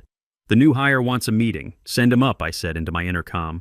Mike grinned. "Follow me, pretty boy," he said. "The chairman is in." I watched them walk through the warehouse. Julian walked with a renewed sense of self-importance. He thought he was going to charm his way into a desk job. He thought he was going to talk to another CEO, another member of the club. He thought he was going to find a savior. They entered the elevator. I switched feeds to the elevator camera. Julian was smoothing his hair, trying to wipe the fertilizer dust off his suit. He checked his reflection in the metal doors, practicing his smile. It was pathetic. The elevator rose. Floor 1, floor 2, floor 10. The doors opened onto the executive floor. The carpet changed from industrial gray to plush navy blue. The air was cool and smelled of expensive polish. Julian looked around, his eyes widening. This was the world he understood. This was the world he craved.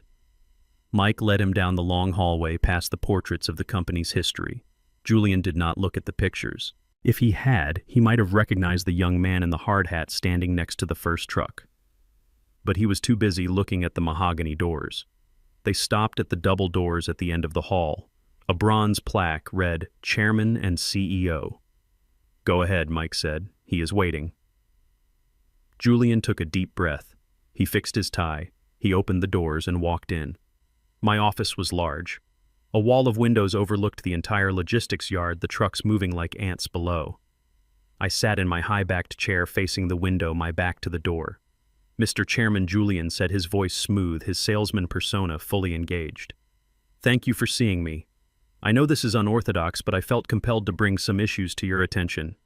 I am a man of considerable experience, and I believe my talents are being wasted on the loading dock." I did not turn around. I let the silence hang in the air. "I have a vision for efficiency."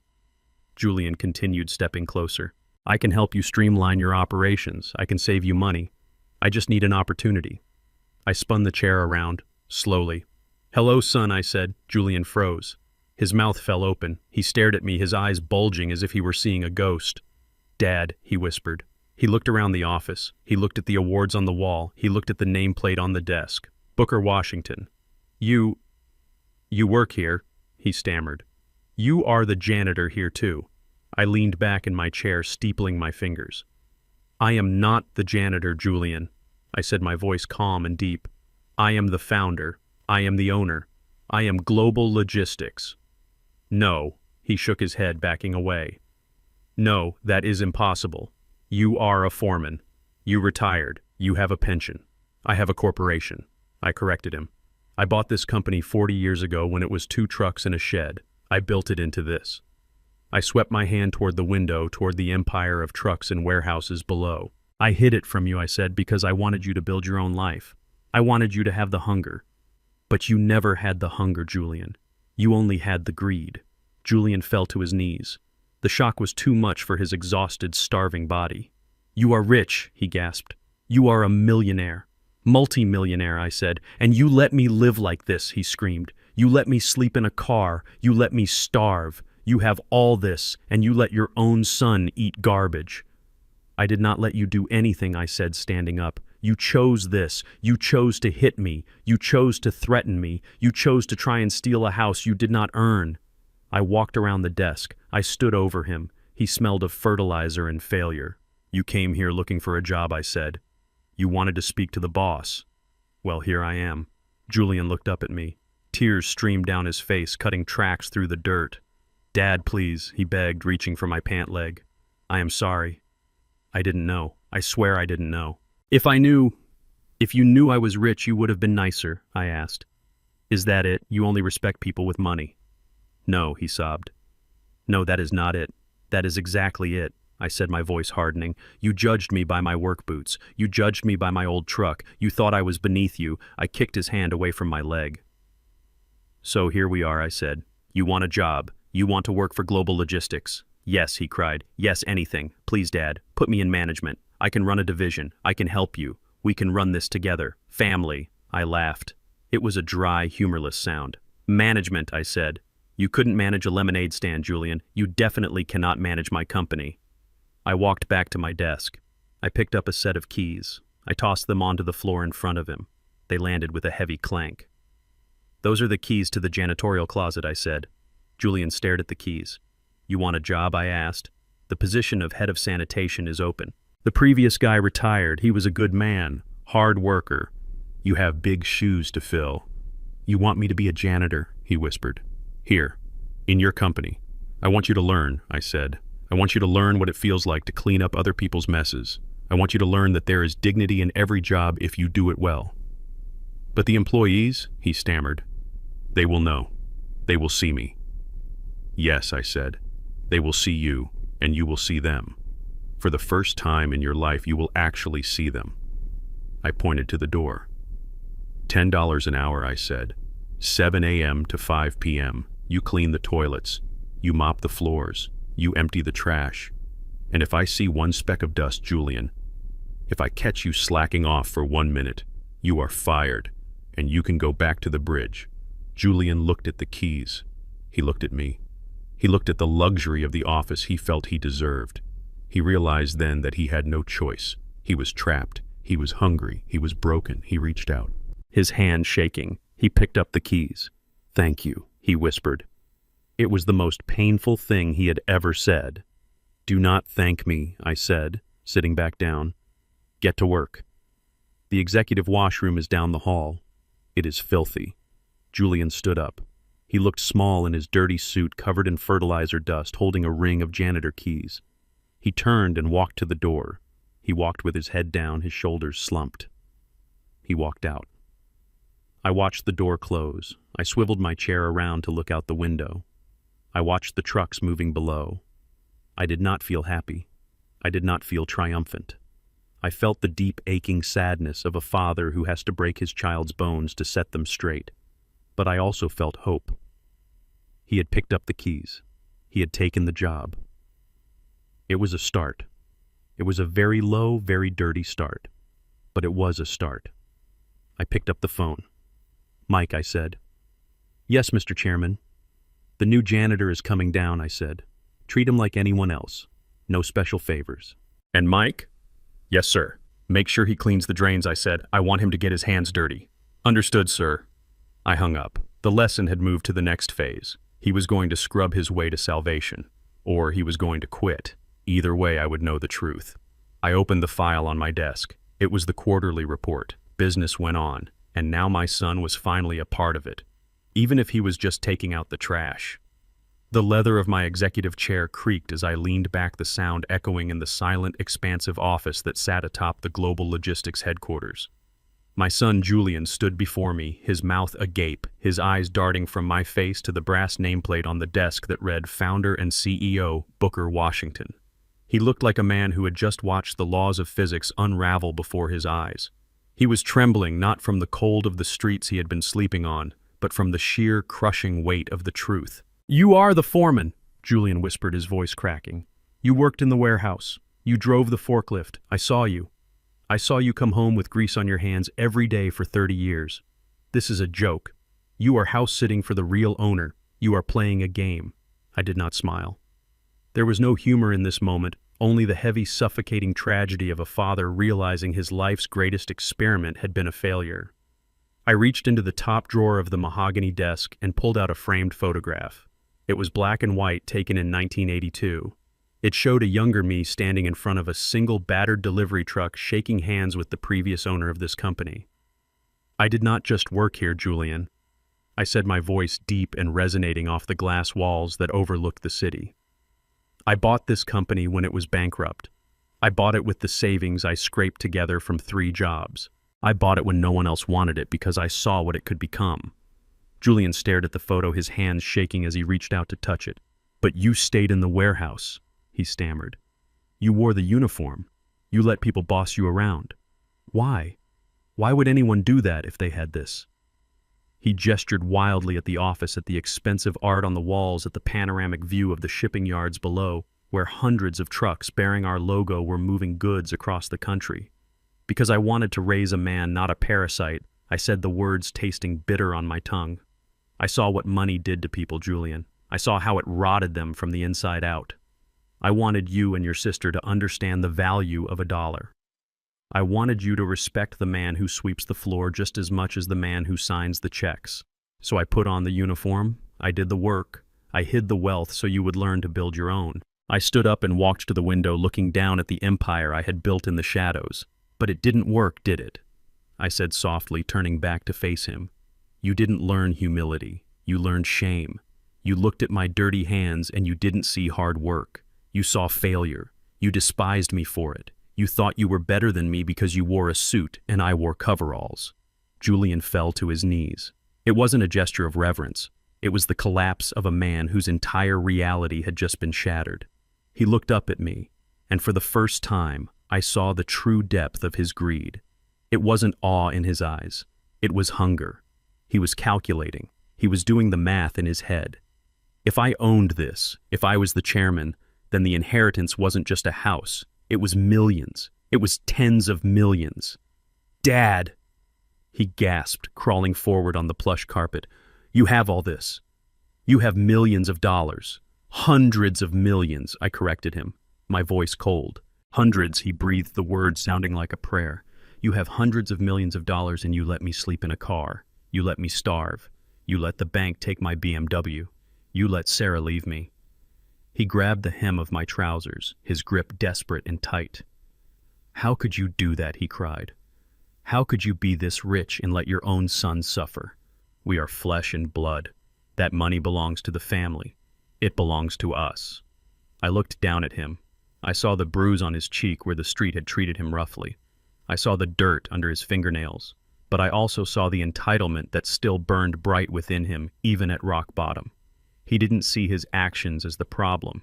He saw my withholding of the money as the crime. "It belongs to the man who earned it," I said, pulling my leg away from his grasp, "and you have earned nothing but my pity." Julian scrambled to his feet, his face twisting with a mix of hysteria and rage. "I am your son," he screamed. "You owe me. You cannot sit up here in your ivory tower and watch me die. I have debts, Dad, real debts. People want to hurt me. You have to pay them. You have to set me up. I can run a division. I can be a vice president. Look at me. I look the part. I can do this." "You hit me," I said. The room went silent. The air conditioning hummed a low drone that emphasized the sudden stillness. Julian froze. He blinked as if he had forgotten the event that had started this entire cascade of destruction. What he whispered. "You hit me." I repeated, my voice rising, filling the room with the force of a thunderclap. "In my kitchen. In the house I let you live in. You raised your hand and you struck me across the face because I wouldn't give you money. You looked at your father, an old man, and you decided that your greed was more important than my dignity." Julian stepped back, his hands raising in a pathetic defensive posture. "I was stressed," he pleaded. "I didn't mean it. It was a mistake. I was desperate." "You were revealing your true self," I said, walking toward him. "You showed me exactly who you are. You are a bully, Julian. You are a coward who hits old men and cries when the world hits back." I stopped inches from his face. I could smell the stale sweat and the fear on him. "You ask me why I let you starve," I said, my eyes boring into his. "You ask me how I can keep this money from you." I walked back to the desk and picked up a lighter. I picked up a $100 bill from a stack I kept in the drawer for petty cash. I flicked the lighter. The flame danced orange and blue. I held the bill to the flame. It caught fire instantly, curling and blackening the face of Benjamin Franklin, dissolving into ash. Julian watched horrified as I let the burning bill fall into a crystal ashtray. "I would rather burn every single dollar in this building for heat," I said, my voice dropping to a whisper that was louder than a scream. "I would rather watch it all turn to ash and dust than give 1 red cent to a man who beats his father." Julian sobbed, his body shaking. "Dad, please, I am begging you. I have nowhere to go. I have nothing to eat. I will die out there." "Then you better learn how to survive," I said. I walked over to the corner of the office where a janitor's cart was parked. I had asked my head of maintenance to leave it there before the meeting. I reached into the bucket. The water was gray and cold. I pulled out a mop. It was heavy, wet, and smelled of industrial cleaner. I grabbed a rag, a rough gray cloth stained with the dirt of 1,000 floors. I walked back to Julian. He was looking at me with wide, terrified eyes, waiting for a check, waiting for a key to a condo, waiting for salvation. I threw the rag at him. It hit him in the chest with a wet slap and fell to the floor. He looked at it. He looked at me. "What is this?" he whispered. "It is your inheritance," I said. I pointed to the door. "You wanted a job, Julian. You wanted to work at Global Logistics. Well, congratulations. You are hired." I held out the mop. "The position is night shift janitor," I said. "You start now. You clean the executive floor, you clean the bathrooms, you clean the break rooms. And you do it until this place shines like a diamond." "Janitor," he choked out. "You want me to be a janitor? Like you?" "No," I said. "Not like me. I did it with pride. You will do it with penance." I walked back to my desk and sat down, turning my attention to a stack of files, dismissing him. "The pay is $10 an hour," I said without looking up. "It is minimum wage. It is enough to buy a sandwich and a bus ticket." $10, he cried. "That is nothing. That is slavery. It is an opportunity," I said. "Take it or leave it." Julian stood there staring at the wet rag on the floor. He looked at the door. He looked at the window. He looked at the life he thought he was going to have, and he saw it vanish. He realized that there was no rescue coming. There was no secret bank account waiting for him. There was only the work. He looked at me. His eyes were full of hate, but they were also full of hunger. "If you walk out that door," I said, "you are banned from the building. You will never set foot in my company again. And you can explain to your loan sharks why you don't have a job." Julian fell to his knees again. But this time he didn't beg. He reached out his shaking hand. He picked up the rag. It dripped onto the expensive carpet. He stood up. He held the rag like it was a dead rat. "Where do I start?" he whispered, his voice broken. I pointed to the corner. "The executive washroom," I said. "Someone missed the toilet. Clean it up." Julian looked at the bathroom door. He looked at me one last time. He wanted to scream. He wanted to throw the rag in my face, but he was hungry. He was terrified. And he was broken. He turned and walked toward the bathroom, his shoulders slumped, his feet dragging. I watched him go. I watched my son, the man who thought he was a prince, walk into a toilet stall to scrub the porcelain. I didn't feel happy. I didn't feel triumphant. I felt a deep, aching sadness in my chest. But I knew this was the only way. I had to break him down to the studs if I ever wanted to build him back up. He pushed the door open and disappeared inside. I pressed the intercom button. "Security," I said. "Yes, Mr. King. The new janitor is on the floor," I said. Monitor him. If he tries to steal anything, if he tries to leave before his shift is over, throw him out. Understood, sir.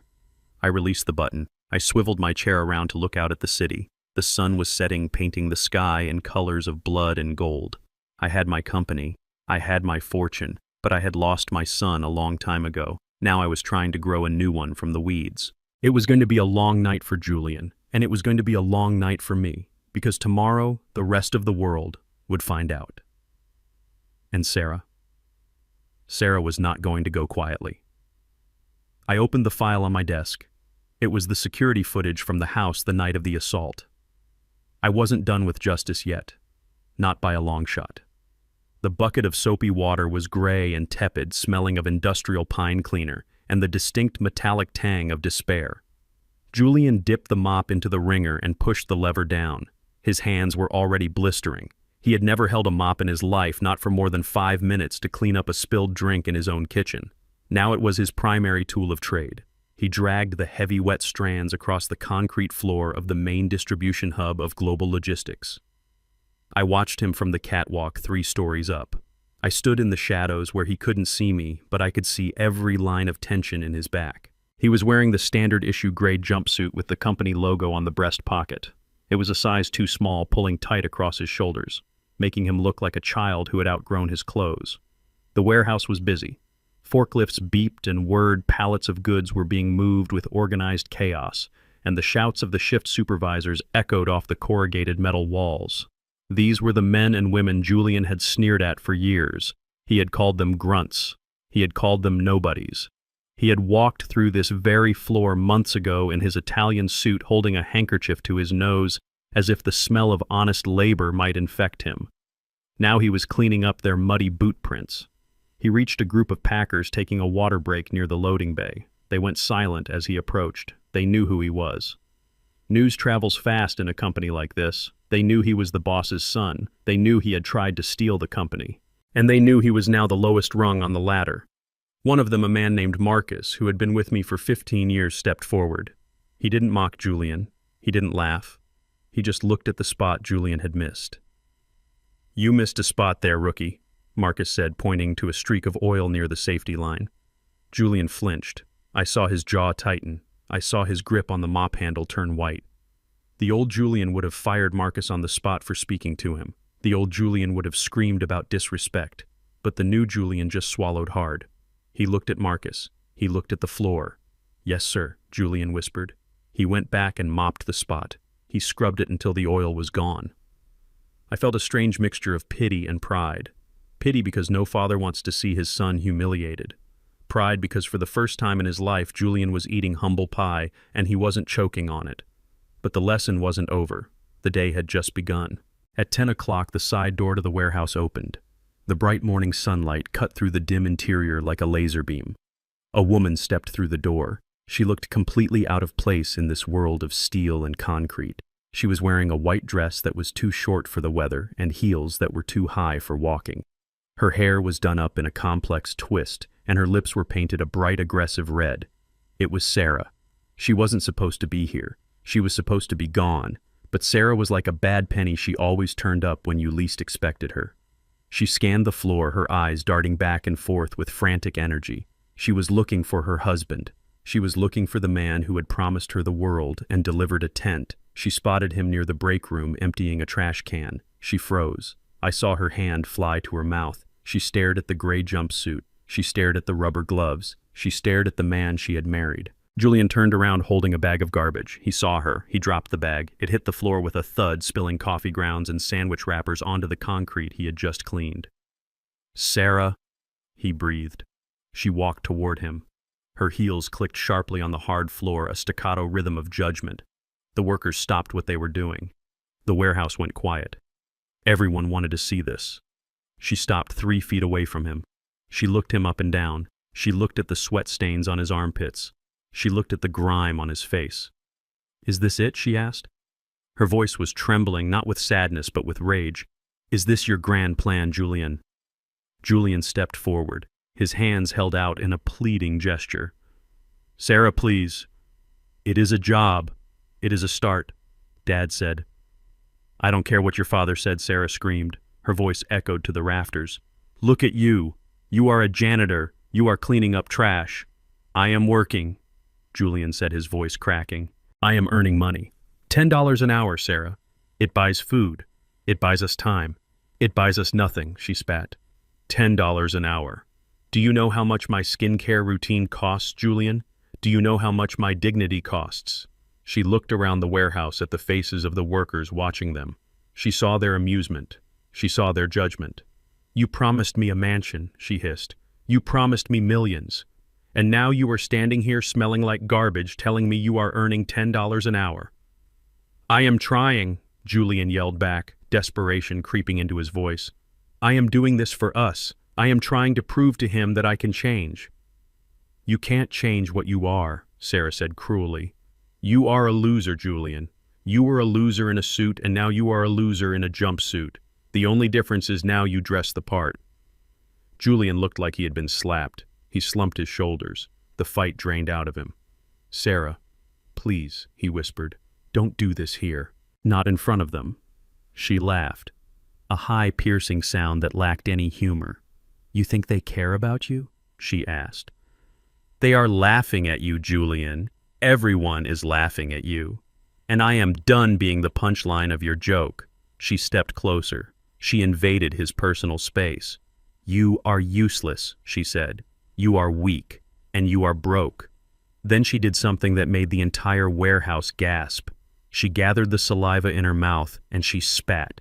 It hit Julian right on the cheek, a wet glob of disrespect that slid down his face mixed with the sweat and the dirt. Julian stood frozen. He didn't wipe it off. He just stared at her, his eyes wide with shock. The workers muttered angrily. Even they knew there were lines you didn't cross. I gripped the railing of the catwalk. My knuckles turned white. I wanted to go down there. I wanted to throw her out myself. But I stayed. Julian needed to feel this. He needed to see exactly who he had married. Sarah looked at him with pure disgust. "Enjoy your trash, Julian," she said.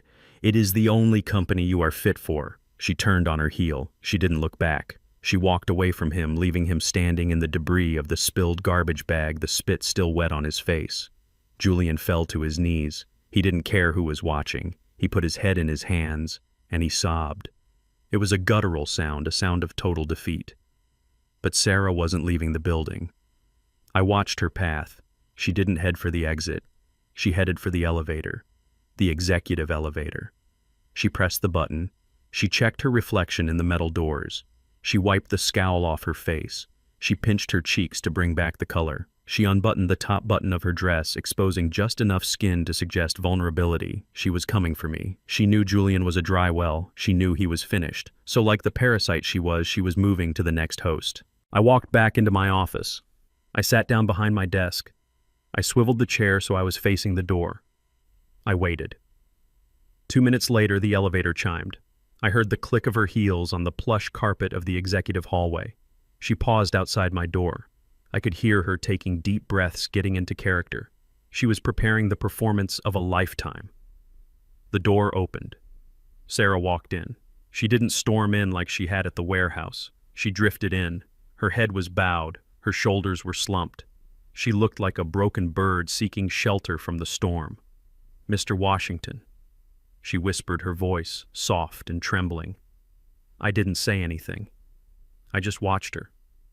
She walked to the front of my desk. She looked up at me through her eyelashes. Her eyes were wet with tears she had summoned on the elevator ride up. "I am so sorry to disturb you," she said.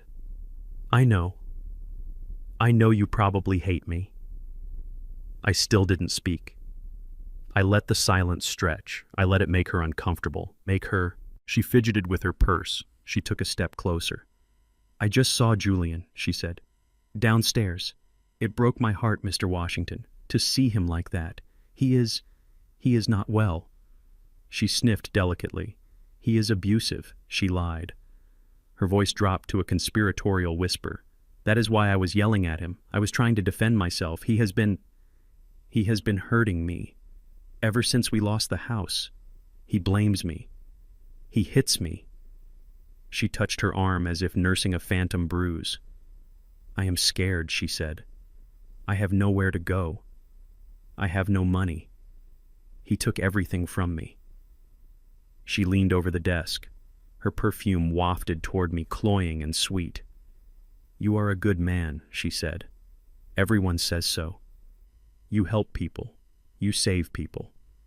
She reached out her hand. Her fingers brushed the sleeve of my jacket. "Save me," she whispered. "Please.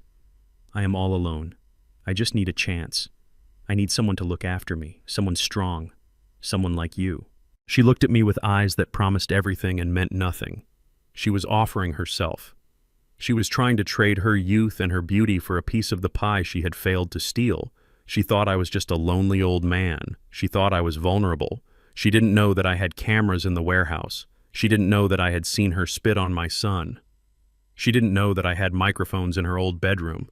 She didn't know that I had the remote control in my hand. I looked at her hand on my arm. I looked at her fake tears. "You want me to save you, Sarah?" I asked, my voice neutral. "Yes," she breathed. "Yes, please. I will do anything. I will be anything you want. Anything I asked. Anything she promised." I smiled. It wasn't a kind smile. "Okay," I said. "Let us see what you are really made of." I pressed the button on the remote. The large flat-screen TV on the wall behind her flickered to life. "Turn around, Sarah," I said. She frowned, confused. She turned around. The screen was black for a second. Then an image appeared. Grainy black and white footage from a hidden camera. It was the bedroom of my house, the night before the eviction. Sarah gasped. Her hand flew to her mouth. On the screen, Sarah was pacing the room. She was holding a glass of wine. Julian was sitting on the bed, looking dejected. Hit him harder next time Sarah's voice rang out from the speakers, clear and cruel. "He is just an old fool. You have to scare him, Julian. Make him think he's losing his mind. Make him think he is going to die if he doesn't sign those papers." Sarah on the screen laughed. "I don't care if he gets hurt. I don't care if he has a heart attack. I just want the money, Julian. Get me the money." The video cut to another clip, Sarah on the phone with her friend. "The old man is disgusting," she was saying. "He smells like a nursing home. I can't wait until he kicks the bucket. Once we get the inheritance, I am putting him in the cheapest hole I can find." I paused the video. The image froze on Sarah's face, twisted in a sneer of greed. I looked at the real Sarah standing in my office. Her face was pale, her mouth was open. The seduction was gone, replaced by pure terror. I didn't say a word. I just looked at her, and then I reached for the intercom. "Security," I said. "Yes, Mr. Washington." "Come to my office," I said, "and bring the police." Sarah turned to run. But she knew. She knew she had walked into the lion's den wearing a meat dress. And the lion was hungry for justice. The silence in my executive office was broken only by the sound of Sarah's weeping.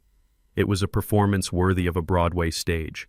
She sat in the leather chair opposite my desk, her face buried in her hands, her shoulders shaking with what looked like uncontrollable grief. But I had been in business for 40 years. I knew the difference between a grieving widow and a con artist whose hustle had run dry. Sarah wasn't grieving the loss of her family. She was grieving the loss of her lifestyle. I watched her for a long time without speaking. I let her cry. I let the tension build in the room until it was thick enough to choke on. Finally, she lifted her head. Her mascara was smeared artfully across her cheeks. She looked at me with wide, pleading eyes, the kind of look that used to work on Julian, the kind of look that made men do stupid things. "You have to believe me, Booker," she whispered, her voice trembling. It was Julian. It was all Julian. I was a prisoner in that house. I was terrified of him. I leaned back in my chair, steepling my fingers. "You were terrified," I repeated, my voice neutral. "Yes," she said, nodding frantically. "He is a monster. You saw what he did. You saw him hit you. Do you think he didn't hit me too? Do you think I wasn't a victim of his rage? He forced me to go along with it. He told me if I didn't help him get the money, he would hurt me. He said he would throw me out on the street." She reached across the desk, her hand hovering over mine. She was trying to bridge the gap, trying to use her touch to manipulate me. "I always loved you, Booker," she said. "I always respected you. When he slapped you that night, my heart broke. I wanted to scream. I wanted to call the police right then and there. But he had a look in his eyes. I knew if I said a word, I would be next." I looked at her hand. It was perfectly manicured. The diamond ring I had bought for her 10th anniversary was gone, likely pawned days ago, but she still wore the expensive watch Julian had stolen money to buy her. "So you are saying you were a hostage?" I asked. "Yes," she breathed, seeing a glimmer of hope. "Exactly. A hostage. I just did what I had to do to survive. But now that he is gone, now that he is working in the warehouse, I can finally tell the truth. I can finally be the daughter you deserve." She sat back, wiping her eyes, composing herself. She thought she had won. She thought she had played the lonely old man card perfectly. She thought I was just a senile fool who needed someone to take care of him. I opened the top drawer of my desk.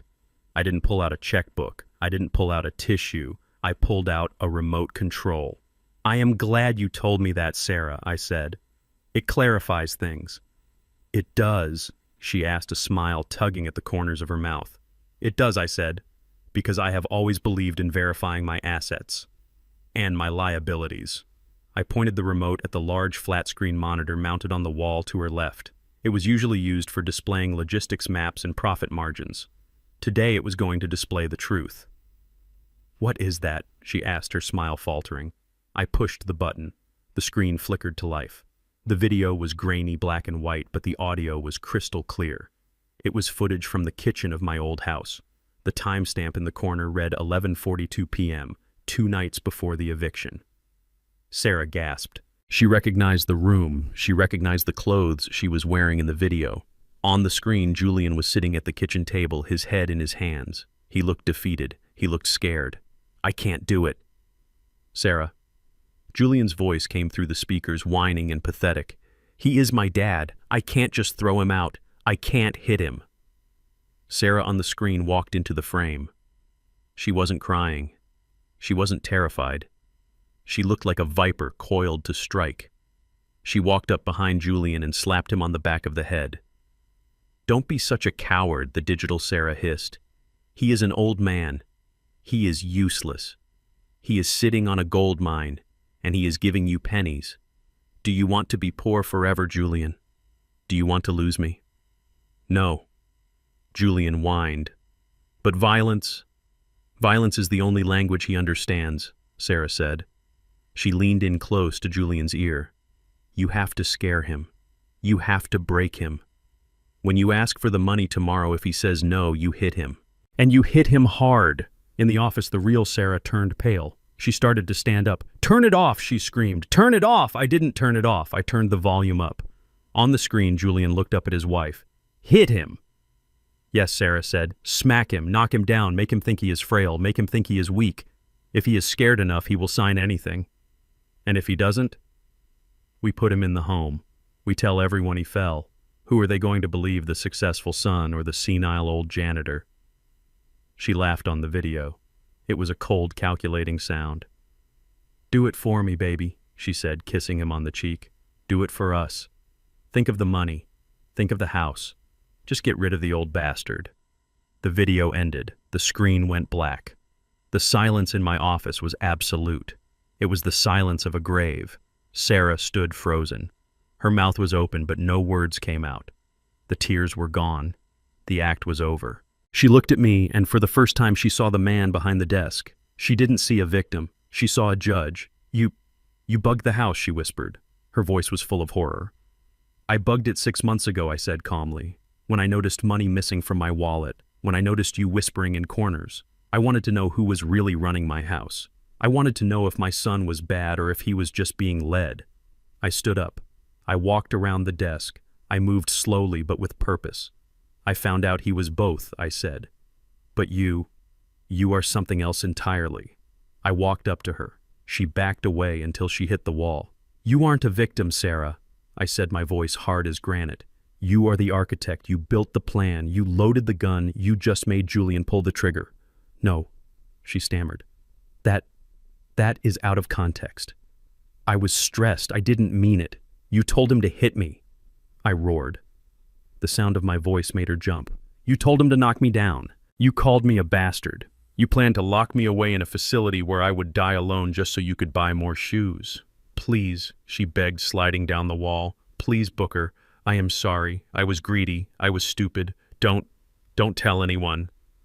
Tell anyone I laughed bitterly.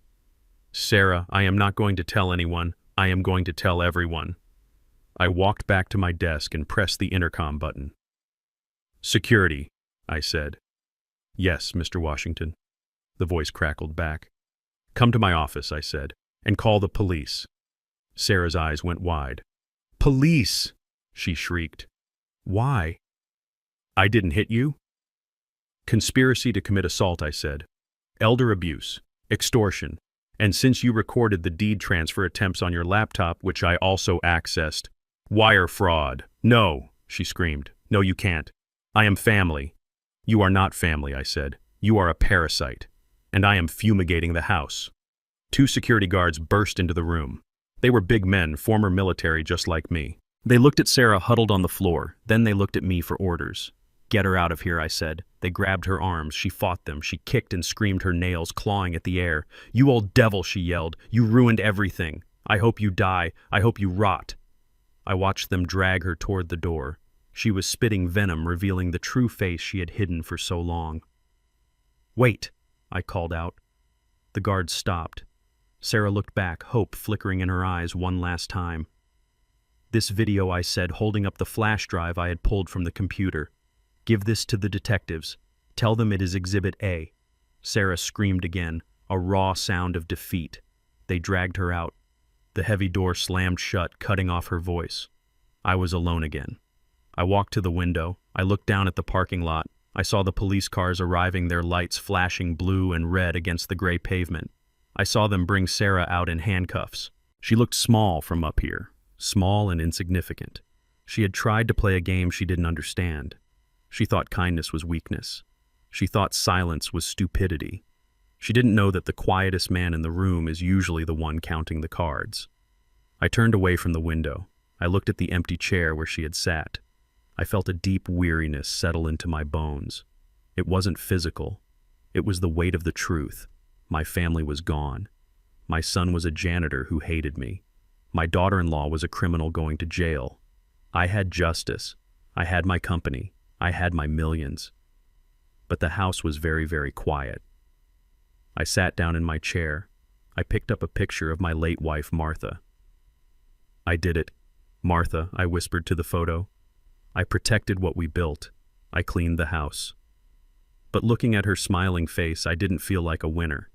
I felt like a survivor of a shipwreck floating alone on a calm sea. I took a deep breath. There was still work to do. Julian was still downstairs scrubbing the floors. He was still my son. And unlike Sarah, he had shown a flicker of remorse, a tiny spark of humanity buried under the greed. Maybe there was still hope for him. Maybe if I pushed him hard enough, if I let him hit the absolute bottom, he would find a way to climb back up.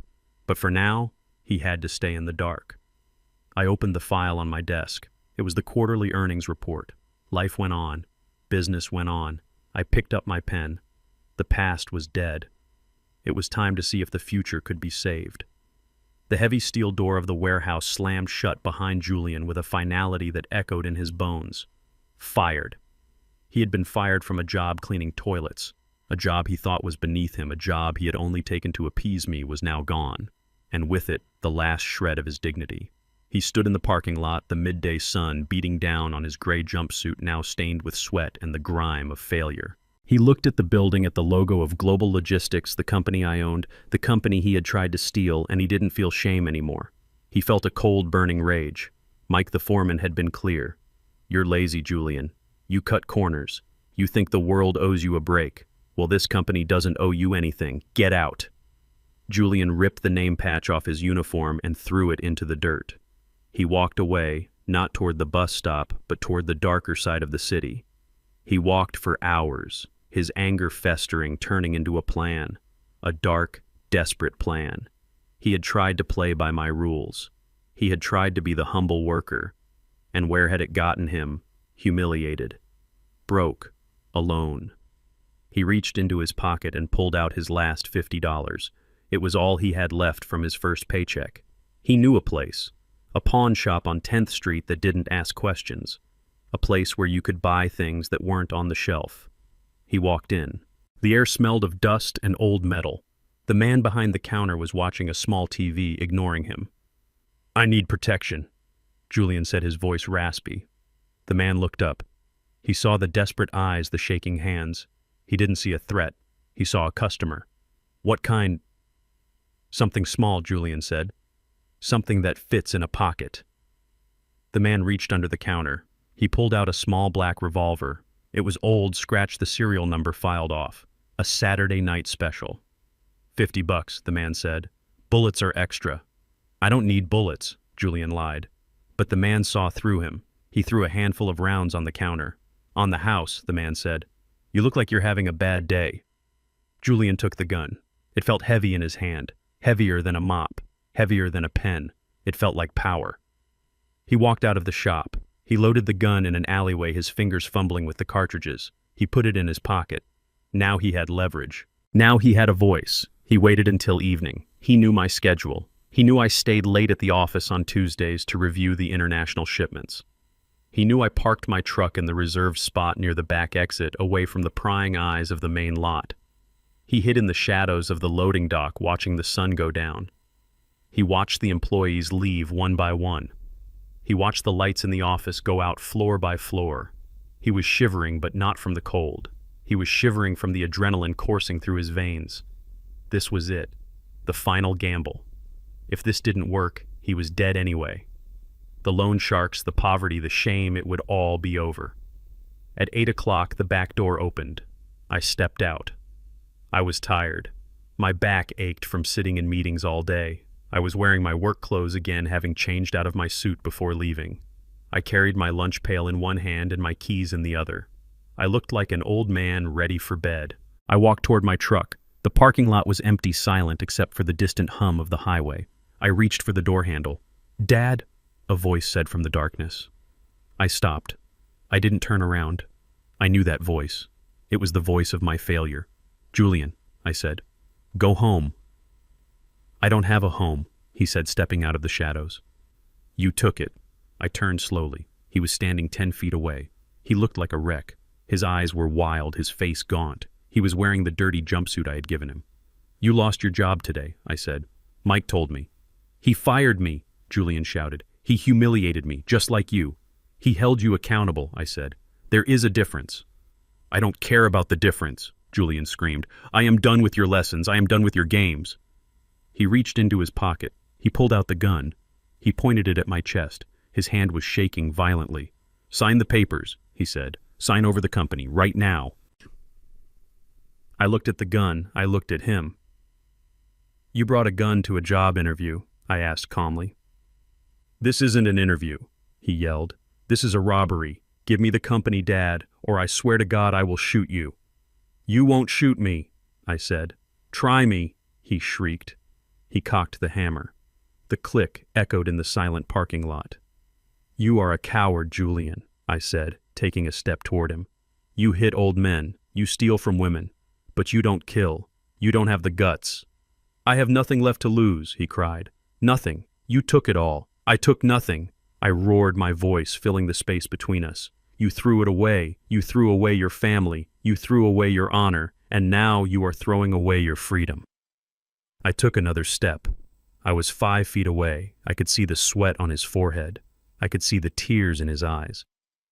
"Shoot me then," I said, spreading my arms. "If you think that will solve your problems. Shoot your father. Add patricide to your resume." "Don't push me," he sobbed.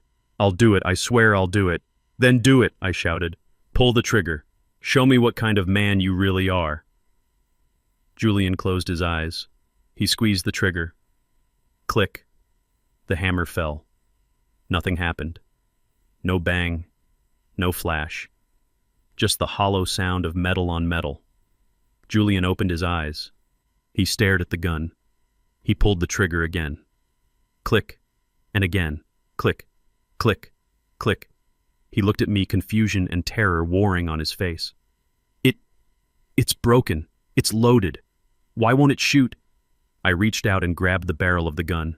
I ripped it from his hand. "Because I own the pawn shop too, son," I said. Julian fell to his knees. He looked up at me, shattered. You own the pawn shop," he whispered. "I own everything," I said.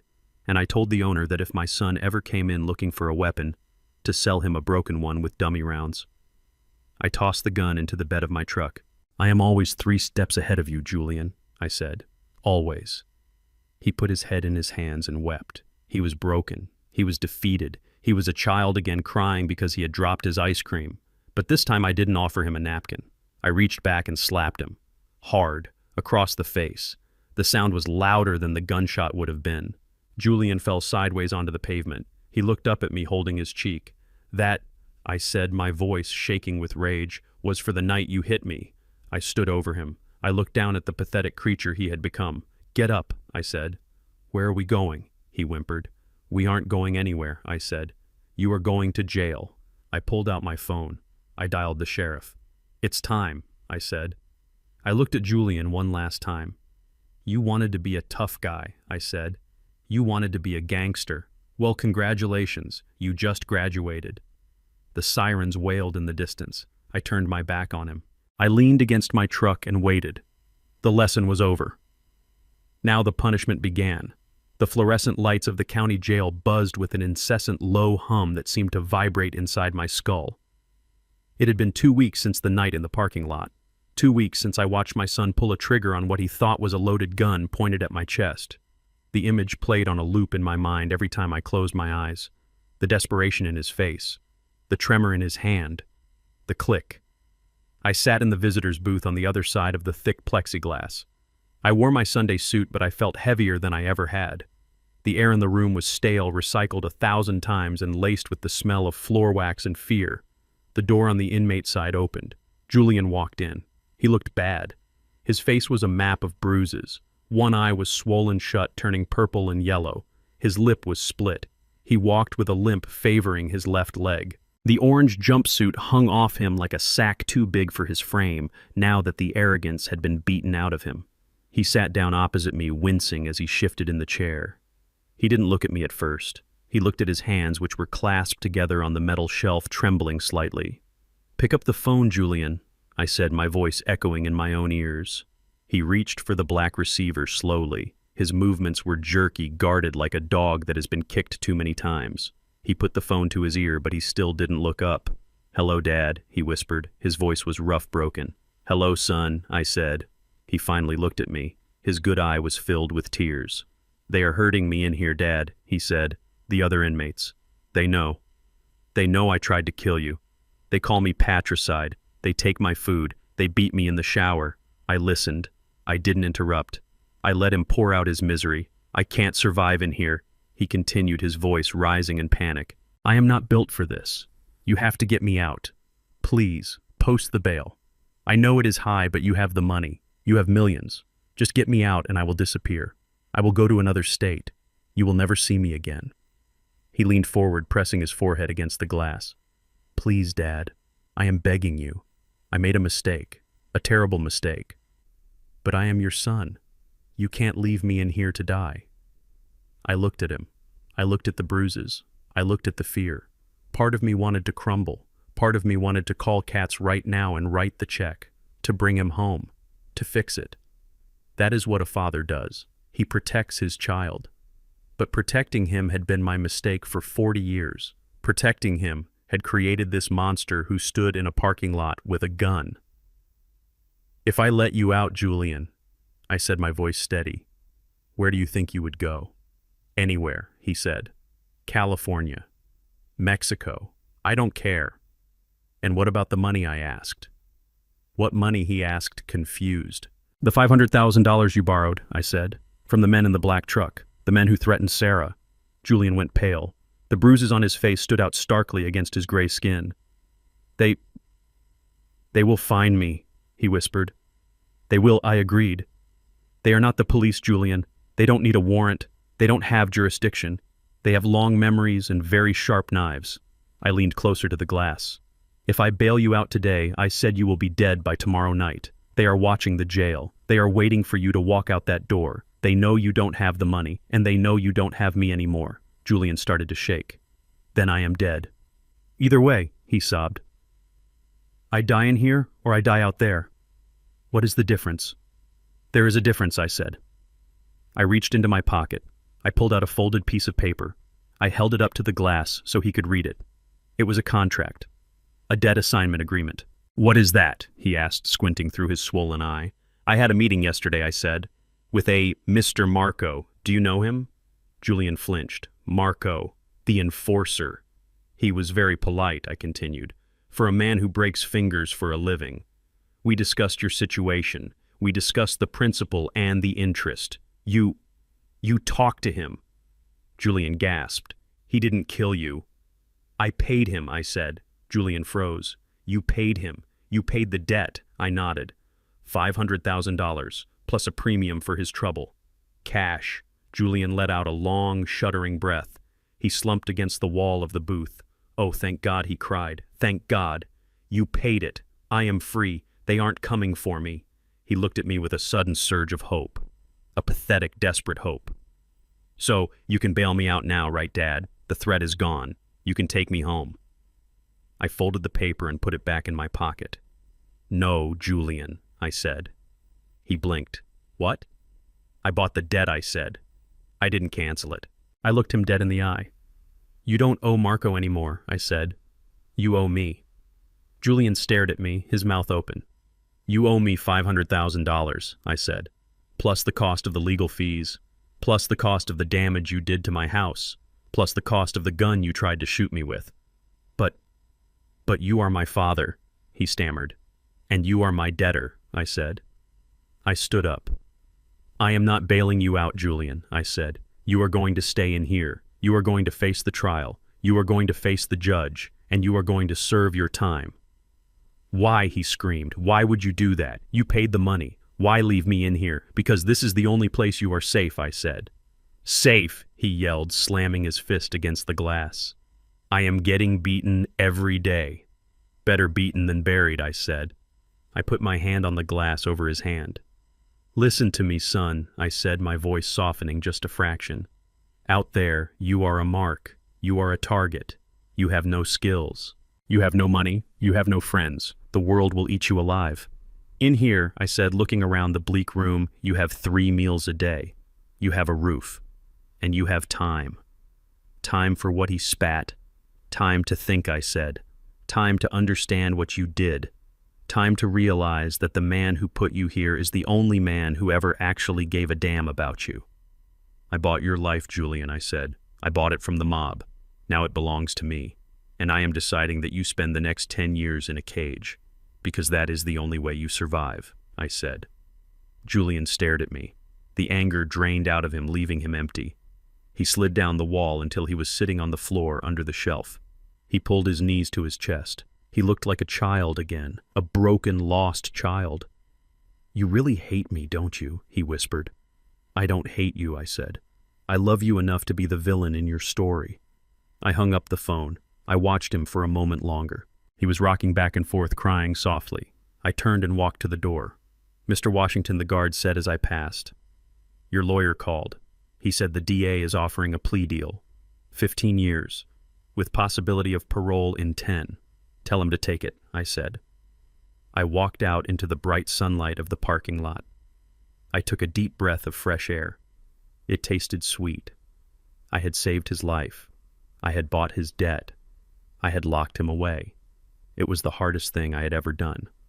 But as I got into my truck, I knew it was the right thing. He was safe. He was alive.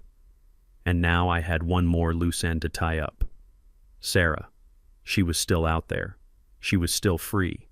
And she was about to find out that while I might have mercy for my son, I had none for the woman who turned him into a monster. I started the engine. The hunt wasn't over yet. The courtroom felt cold, sterile, and unforgiving, a stark contrast to the chaotic heat of the last few weeks. I sat in the back row, my hands resting on my knees, watching the machinery of justice grind my family into dust. Sarah stood at the defendant's table, her face a mask of calculated innocence. She wasn't wearing her designer dresses today. She wore a simple blouse and slacks, her hair pulled back in a ponytail, trying to look like the victim she claimed to be. The prosecutor, a sharp woman named Ms. Reynolds, paced in front of the jury box. Mrs. Washington Reynolds began, her voice crisp. "You claim you were unaware of your husband's fraudulent activities, yet your name is on the credit card applications. Your signature is on the lease agreements for cars you couldn't afford.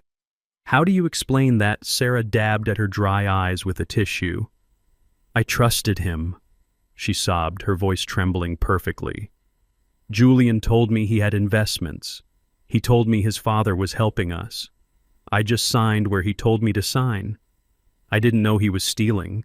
I didn't know he was hurting his father. I watched her performance. It was impressive. She was trying to paint Julian as the monster and herself as the naive, devoted wife. She was throwing him to the wolves to save her own skin. You didn't know, Reynolds pressed. Even when he asked you to lie to the social workers, even when you stood by while he assaulted his father. I was scared, Sarah cried. He has a temper. You saw what he did to Mr. Washington.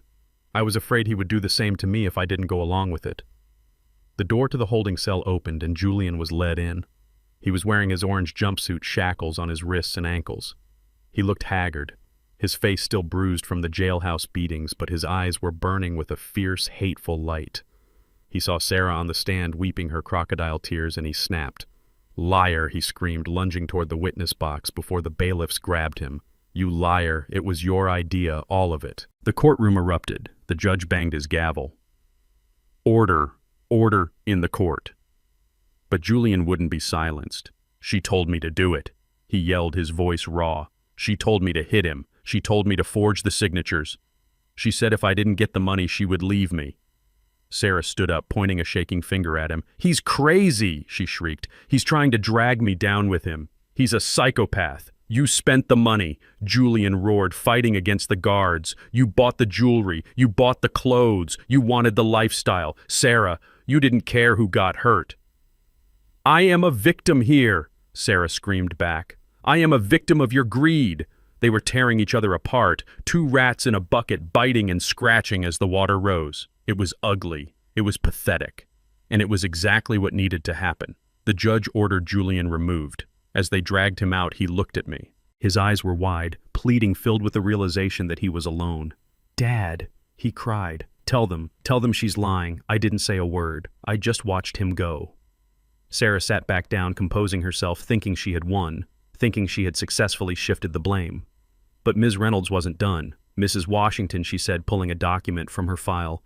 You say you were afraid of your husband. You say you were coerced. Yet we have records of text messages sent from your phone to a friend on the night of the assault. Sarah froze. Reynolds read from the paper. The old man is finally breaking. Julian is too soft, but I'll make sure he does what needs to be done. We're going to be rich, girl. The courtroom went silent. Sarah's face drained of color. And this one, Reynolds continued. If he doesn't sign, we'll just put him in the home and take the house anyway. Who cares about a useless old man? Sarah shook her head. That's out of context. It sounds very clear to me, Reynolds said. It sounds like a conspiracy. It sounds like you were the driving force behind the abuse, Mrs. Washington. Not a victim, a ringleader. Sarah looked around the room, desperate for an ally. She looked at the jury. They were looking at her with disgust. She looked at her lawyer, who was staring at his table. Then she looked at me. I met her gaze. I didn't smile. I didn't frown. I just looked at her with the cold, hard truth of who she was. She realized then that there was no escape. The game was up. She stammered. No further questions, Reynolds said. Sarah was led away in handcuffs, still protesting, still blaming everyone but herself. I stood up. The show was over. The truth was out. I walked out of the courtroom into the bright light of the lobby. Katz was waiting for me. It's done. Booker, he said. They'll both do time. Significant time. Good, I said. Are you okay? He asked. I took a deep breath. I will be, I said, eventually. I walked out to my truck. The city was moving on, oblivious to the tragedy of the Washington family. But I knew, and that was enough. I drove home, to my empty house, to my quiet life. But as I pulled into the driveway, I felt a strange sense of peace. The rot was gone. The poison had been drawn out. It was time to heal. And maybe, just maybe, in the silence of a prison cell, Julian would finally start to heal too. But that was his journey now, not mine. I had a garden to tend, and a life to live, one that was finally truly my own. The year had passed slowly, the days dragging like a heavy chain across a concrete floor. I sat on my porch watching the leaves turn from green to gold and back to green again. I was 74 years old now. My business was running smoother than ever, my profits were up and my enemies had been vanquished. But the house was quiet. Too quiet. I had regular updates on Julian. I knew the warden at the state penitentiary, a man named Miller, who owed me a favor from a union dispute back in the 90s. Miller told me that the first 3 months had been hell for my son. Julian had tried to buy protection with money he didn't have. He had tried to bluster and threaten. He had gotten beaten. He had gotten his nose broken in the shower. He had spent weeks in the infirmary. But then around month 4, something changed. Miller told me Julian had stopped talking. He stopped bragging about his father, the billionaire. He stopped threatening to sue the guards. He went quiet. He requested a transfer to the vocational block. He wanted to work in the wood shop. I didn't intervene. I didn't send money for his commissary. I didn't pull strings to get him an easier job. I let him sit in the sawdust and the noise. I let him learn. It was a Tuesday afternoon when the delivery truck pulled up to my gate. It wasn't one of my logistics trucks. It was a standard freight carrier. The driver, a young man with a clipboard, looked confused as he walked up the long driveway. "Mr. Washington," he asked, wiping sweat from his forehead. "I am Booker Washington," I said, standing up from my rocking chair. "I have a delivery for you, sir," he said. "It is heavy. A crate from the, Department of Corrections." I felt a jolt in my chest. A crate. Was it a body? Had something happened to him? "Bring it up here," I said, my voice steady despite the sudden fear gripping my heart. He used a hand truck to wheel a large wooden crate onto the porch. It was rough pine nailed shut with no markings other than the return address of the prison and my name. "Sign here, please," the driver said. I signed. The driver left. I was alone with the box. I went to the garage and got my crowbar. My hands were shaking slightly. I told myself it was just age, but I knew better. It was hope, and it was fear. I pried the lid off. The nails screeched as they pulled free from the wood. I pulled away the packing straw. Inside was a chair. It wasn't a fancy chair. It wasn't upholstered in leather or velvet. It was a simple, straight-backed dining chair made of solid oak. The wood was smooth sanded down to a satin finish. The joints were tight dovetails cut by hand, not by a machine. It was sturdy. It was honest. I pulled it out of the crate. It was heavy, solid. I set it down on the porch planks. It sat there gleaming in the afternoon sun. Taped to the seat was a letter. It was written on cheap prison stationery, the paper thin and gray. I sat down in my rocker. I picked up the letter. I recognized the handwriting, but it had changed. It used to be scrawling and hasty, the writing of a man who didn't have time for details. Now it was precise. Careful. Dear Dad. They told me I could send one item home from the shop this year. Most guys make jewelry boxes or picture frames. I made this. It took me 6 months. Down. I cut the wood myself. I sanded it by hand. I didn't use power tools for the finish because I wanted to feel the grain. I wanted to make sure it was smooth. I remember you telling me once that you can tell the quality of a man's work by the parts no one sees. So I sanded the underside of the seat just as smooth as the top. I ran my hand under the seat of the chair. It was smooth as glass. Not a splinter, not a rough patch. I am not asking for anything. Dad, the letter continued, I don't want money. I don't want you to call the lawyer. I deserve to be here. I know that now. I broke the law. I hurt you. I betrayed the only person who ever really stood by me. I have a lot of time to think in here. I think about the breakfast you cooked that morning. The bacon, the eggs. I was so arrogant. I thought I had won. I didn't realize that by eating that food I was swallowing my own soul. I work in the shop 8 hours a day. My hands are rough now. They bleed sometimes. My back hurts.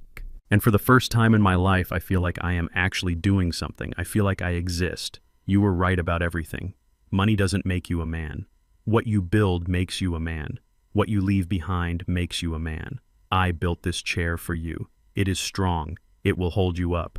I hope that one day I can be strong enough to hold you up too. I am sorry, Dad. For the slap, for the insults, for everything. Your son, Julian. I lowered the letter. The wind rustled the paper in my hand. I looked at the chair. I looked at the joinery. It was perfect. It was the work of a craftsman. It was the work of a man who had learned patience. I stood up. My knees popped. I walked over to the chair Julian had made. I sat in it. It was firm. It supported my back. It felt grounded. I ran my hands over the armrests. I could feel the hours he had put into this. I could feel the sweat. I could feel the repentance in the wood. He hadn't asked for bail. He hadn't asked for commissary funds. He hadn't asked for a visit. He had just sent me a chair. A tear leaked out of my eye. Then another. Then a sob broke loose from my chest, a sound I had been holding back for a year, maybe for 40 years. I cried. I cried for the boy I had lost. I cried for the time we had wasted. I cried for the pain he must be in, but mostly I cried because my son was finally coming back to me. He wasn't coming back in a limousine. He wasn't coming back with a check. He was coming back in the grain of this wood. I sat there for a long time, weeping in the sunlight. The chair held me. It didn't wobble. It didn't break. It was solid, just like the man he was becoming. I wiped my eyes with the back of my hand. I took a deep breath. The air smelled different today. It smelled cleaner. I picked up my phone. I dialed the number for the prison. Warden Miller speaking. "Hello, Miller," I said, my voice thick.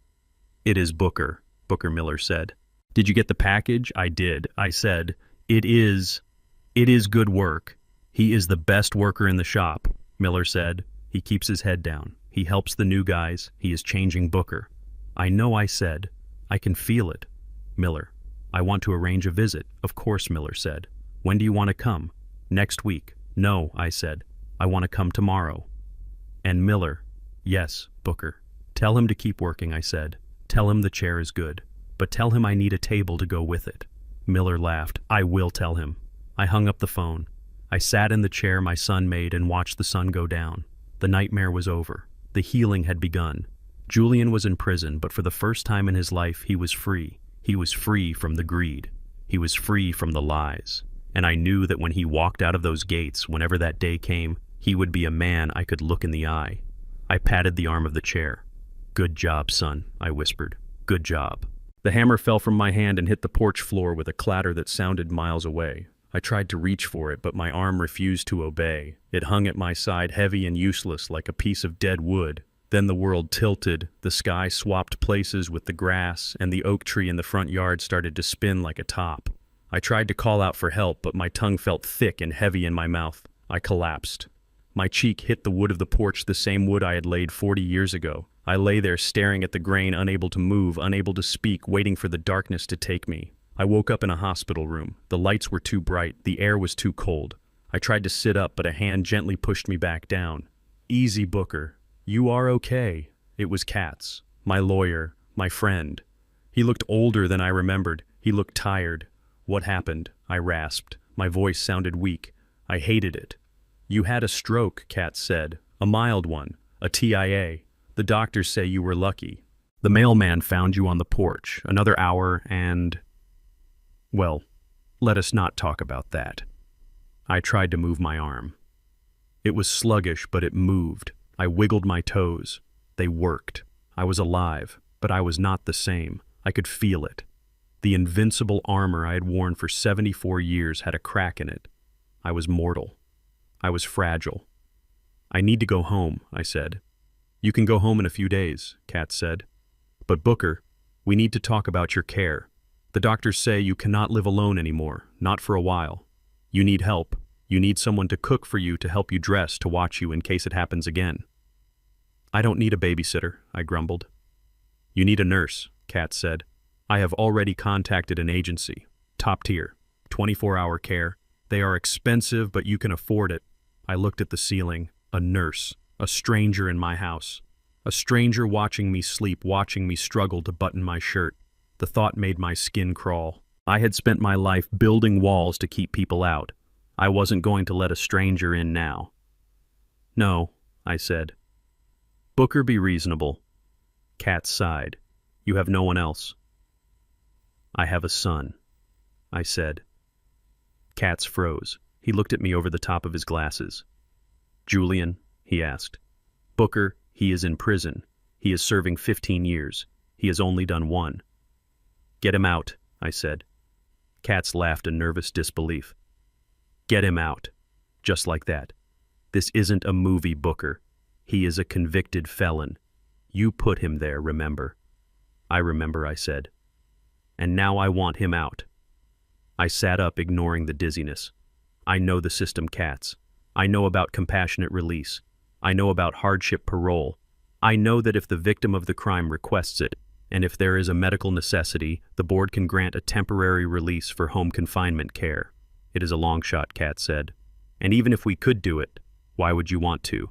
He hit you, Booker. He threatened to kill you. He is dangerous. He was dangerous, I corrected him. He isn't anymore. I thought about the chair he had built, the chair I had been sitting in when the stroke hit. It hadn't broken. It had held me up until my own body failed.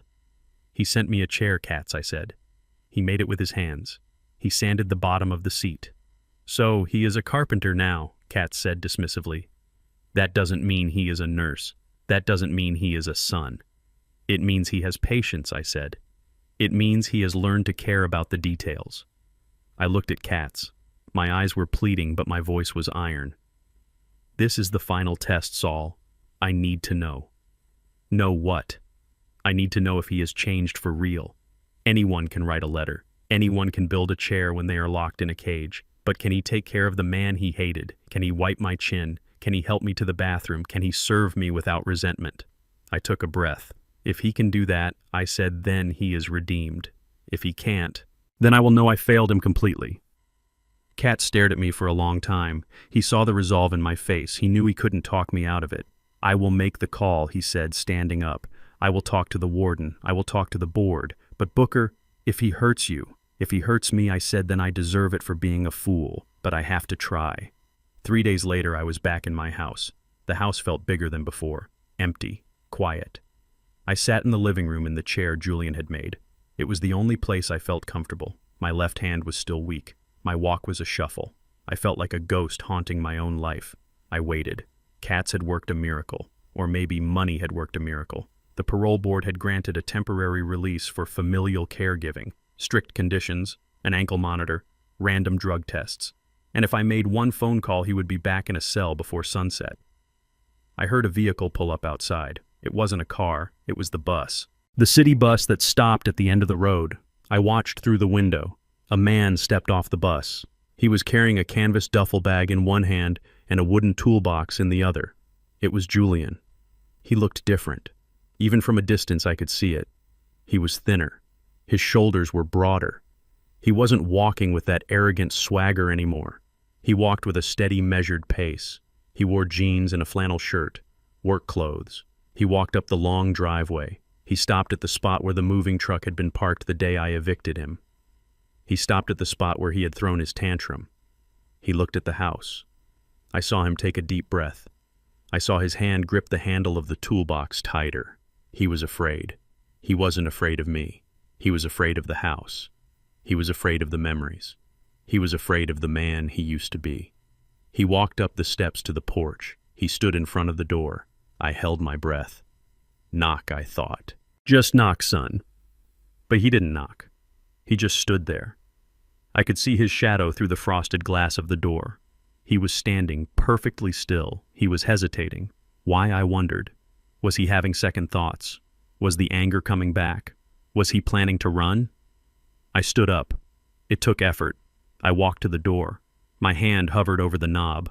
I opened it. Julian was standing there. He looked up when the door opened. His eyes met mine. They were clear. There was no malice in them. There was no greed. There was only a deep, profound sorrow. He looked at my face. He looked at the way I was leaning on the doorframe for support. He looked at my trembling hand. Dad, he whispered. He didn't move to hug me. He didn't try to come in. He just stood on the welcome mat, the mat he had defiled with his entitlement. You look old, he said, his voice cracking. I had a stroke, Julian, I said. That is what happens. I know, he said. Mr. Katz told me. He looked down at his boots. I didn't think you would do it, he said. I didn't think you would let me out. Not after what I did. I needed help, I said. And you needed a job. He looked at the toolbox in his hand. I brought my tools, he said. I thought maybe I could fix the loose board in the hallway, the one I tripped on when I was a kid. And the railing. It looked loose. He wasn't talking about nursing. He was talking about fixing the house. He was talking about repairing the physical damage to the home he had tried to steal. "Come in, Julian," I said, stepping back. He didn't move. "I can't," he whispered. "Why not?" "Because," he said, tears welling in his eyes, "I don't deserve to walk through this door. This is your house. And I am the man who tried to take it. You were that man," I said. "Who are you now?" "I don't know," he said. "I am trying to find out." I looked at him. I saw the struggle. He wasn't hesitating because he was plotting. He was hesitating because he was respectful. He was waiting for permission. Not legal permission. Moral permission. I stepped out onto the porch. I stood next to him. "You built me a chair," I said. He nodded. "I did." "It is a good chair," I said. "It is strong. It held me up when I fell." He looked at me surprised. "You were sitting in it." "I was," I said. I put my hand on his shoulder. It felt solid. Real. "You built a chair, Julian. Now I need you to help build me back up. I am broken son. I can't tie my shoes. I can't cook my dinner. I am the one who is useless now." "No," he said fiercely. "You are not useless. You are the strongest man I know." "Then lend me your strength," I said.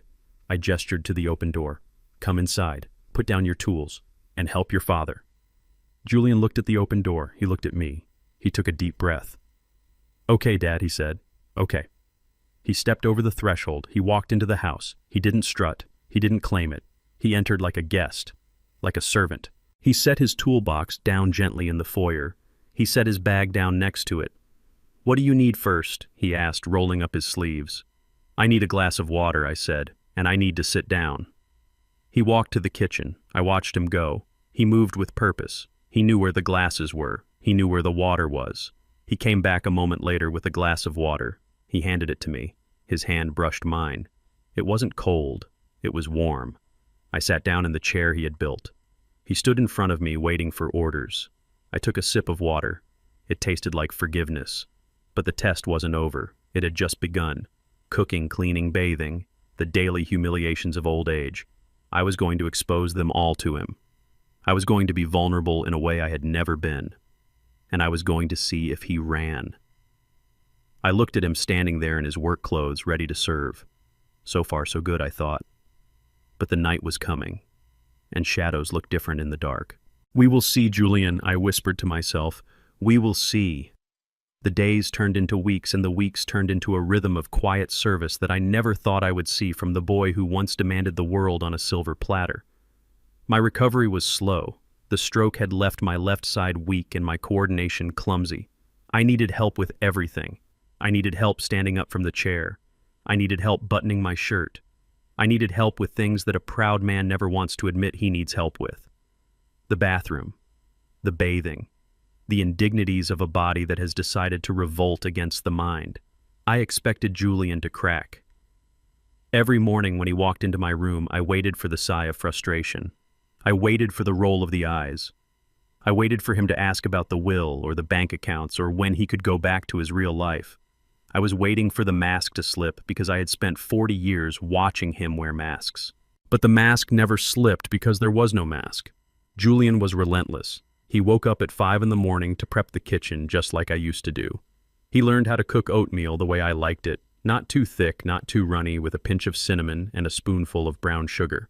He fed me when my hand shook too much to hold the spoon. He didn't look away when he had to clean me. He didn't wrinkle his nose. He just did it with a gentle efficiency that reminded me of the nurses at the hospital, but with a warmth they could never match. He talked to me, not about money, not about business. He talked about the wood. He talked about the grain of the oak he had worked with in the prison shop. He talked about the way cedar smelled when you planed it down. He talked about the mistakes he had made, not with self-pity, but with a clear-eyed understanding of a man who has taken stock of his soul and found it wanting. One afternoon, I was sitting in the living room in the chair he had built. The sun was streaming through the window, warming my legs. Julian was on his knees in front of me, trimming my toenails. It is a humble task, a biblical task. To wash and trim another man's feet is an act of total submission. "You missed a spot," I grumbled, testing him. He didn't get angry. He smiled. A small, genuine smile that crinkled the corners of his eyes. "I got it, Dad," he said. "Don't worry.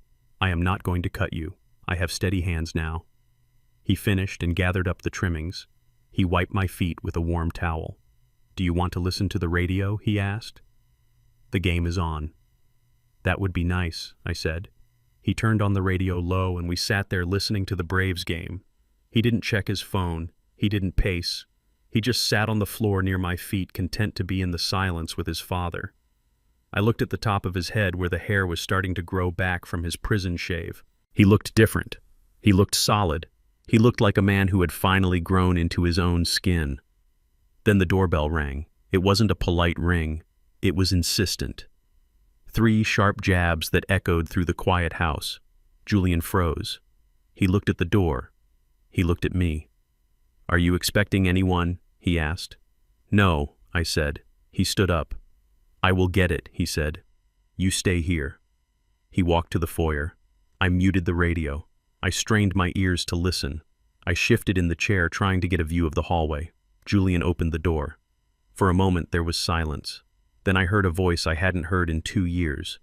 A voice that sent a chill down my spine even in the warmth of the afternoon sun. "Hello, stranger." It was Sarah. She was out. She must have gotten parole or finished her time. I couldn't see her, but I could picture her. I could picture the way she stood, the way she looked at things like she wanted to own them. "Sarah," Julian said. His voice was flat, cold. "What are you doing here? Is that any way to greet your wife?" she asked. "Ex-wife," Julian corrected her. "On paper, maybe," she said. Her voice dropped lower, sultry and manipulative. "But we have history, Julian. We have a bond." I heard her footsteps. She was stepping into the house. "Get out," Julian said. "You are not welcome here." "Oh, come on, baby," she purred. "Don't be like that. I missed you." "Prison was hard, Julian. You know how hard it is. We are survivors, you and me. We belong together." I heard the rustle of fabric. She was trying to touch him. I leaned forward in my chair, gripping the armrests. I wanted to shout. I wanted to call the police. She was poison. She was the one who had whispered in his ear. She was the one who had handed him the match to burn his life down. But I stayed silent. This was the test. The final test. "What do you want, Sarah?" Julian asked. I heard her sigh. I heard her walking around the foyer, probably looking at the furniture, evaluating the assets. "I want what we deserve," she said. "Look at this place, Julian. He is still here, isn't he? The old man. He is still breathing. He is recovering," Julian said. "Recovering," she scoffed. "He is a vegetable, Julian. I heard he had a stroke. He can't move. He can't speak. He is helpless." She lowered her voice to a conspiratorial whisper. "This is our chance, Julian, our second chance. God is giving us a do-over, a chance for what Julian asked. To take it," she hissed. "All of it. He is incapacitated. You are his caretaker. We can get him to sign anything, or better yet, we can find the cash. I know he has cash hidden here. We just didn't look hard enough last time." She laughed, a sound that made my blood run cold. "We can finish what we started, baby. One last score, just you and me. We can take the money and run. Mexico, Brazil, somewhere they can't find us. We earned this, Julian. After everything we went through, we earned this payout." I held my breath. I waited. The silence stretched out for 10 seconds, 10 seconds that felt like 10 years. I thought about the boy who had wanted a Ferrari. I thought about the man who had tried to shoot me. Was he still in there? Was the greed still sleeping in his heart, waiting for a wake-up call? Then I heard Julian move. I heard a heavy step. "You think we earned this?" Julian asked. His voice was quiet, dangerous. "Yes," Sarah said, eager now, thinking she had him hooked. "We suffered, Julian. We went to jail. He owes us. He owes us nothing," Julian roared. The sound of his voice shook the walls. It was the voice of a lion defending his pride. "He gave me life," Julian shouted. "He gave me a home. He gave me a second chance when I deserved to rot in a hole. And you want to rob him again." "Baby, keep your voice down," Sarah said, panicked. "He might hear you." "I want him to hear me," Julian yelled. "I want him to know exactly what kind of trash you are." He grabbed her. I heard the scuffle. I heard her heels scraping against the floor. "Let go of me," she shrieked. "You are hurting me." "I am taking out the garbage," Julian said. He dragged her to the door. "You are an idiot, Julian," she screamed. "You are a janitor. You are cleaning up his poop. You could be a king." "I am a son," he said, "and that is enough for me." He threw her out. I heard her stumble onto the porch. "Stay away from here," Julian said, standing in the doorway. "If I ever see your face again, I won't call the police. I will handle it myself." "You will regret this," she yelled from the driveway. "You will die, poor Julian. You will die cleaning his toilets." Maybe Julian said, "But I will die with a clean soul, which is more than you will ever have." He slammed the door. The sound was final. Absolute. I let out the breath I had been holding. My hands were shaking. Tears were streaming down my face. He had done it. He had rejected the apple. He had stomped on the snake. I heard him leaning against the door, breathing hard. I heard him composing himself. Then I heard his footsteps coming back toward the living room. He walked in. He looked flushed. His hair was messy from the struggle. He stopped when he saw me. He looked at my face. He saw the tears. He knew I had heard. He walked over to me. He knelt down beside the chair. "Dad," he said. "Are you okay?" I nodded. I couldn't speak. My throat was too tight. "I am sorry about the noise," he said. "We had a solicitor. I got rid of her. He didn't brag. He didn't ask for a reward. He didn't use it as leverage. He just called her a solicitor and moved on." I reached out with my good hand. I touched his face. I touched the scar on his eyebrow where he had been cut in prison. "Thank you, son," I whispered. He smiled. It was a sad smile, but it was at peace. "Are you hungry?" he asked. "I am," I said. "Good," he said, standing up. "I was thinking we could do something different for lunch. Maybe grilled cheese and tomato soup, like you used to make me when it rained." "That sounds perfect," I said. He turned to go to the kitchen. "Julian," I said. He stopped and looked back. "Yes, Dad." "You are a good man," I said. He stood there for a moment. He swallowed hard. His eyes shined. "I am trying, Dad," he said. "I am trying." He walked into the kitchen. I heard him get the pan out. I heard him turn on the stove. The house was quiet again. But it wasn't empty. It was full. It was full of loyalty. It was full of honor. I closed my eyes and listened to the sound of my son cooking for me. Sarah was gone. The past was gone. The checkbook didn't matter. The millions didn't matter. My son was in the kitchen making grilled cheese. And that was the richest I had ever felt in my life. The cane tapped against the hardwood floor with a steady rhythm, a metronome marking the time of my recovery. It had been 6 months since the stroke. 6 months since Julian had walked back into this house with a toolbox and a heavy heart. My left side was still a little stiff and my hand still trembled when I was tired, but I was walking. I was standing. And I was breathing the air of a home that was finally at peace. I walked into the dining room. The morning sun was streaming through the sheer curtains, illuminating the dust motes dancing in the air. It was the same room where I had served Julian that breakfast of justice, the same room where the sheriff had handcuffed him and dragged him away. For a long time, I couldn't enter this room without smelling the phantom scent of fear and betrayal. But today the air smelled different.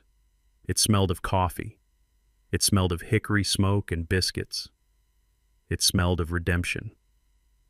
Julian was in the kitchen. I watched him from the doorway.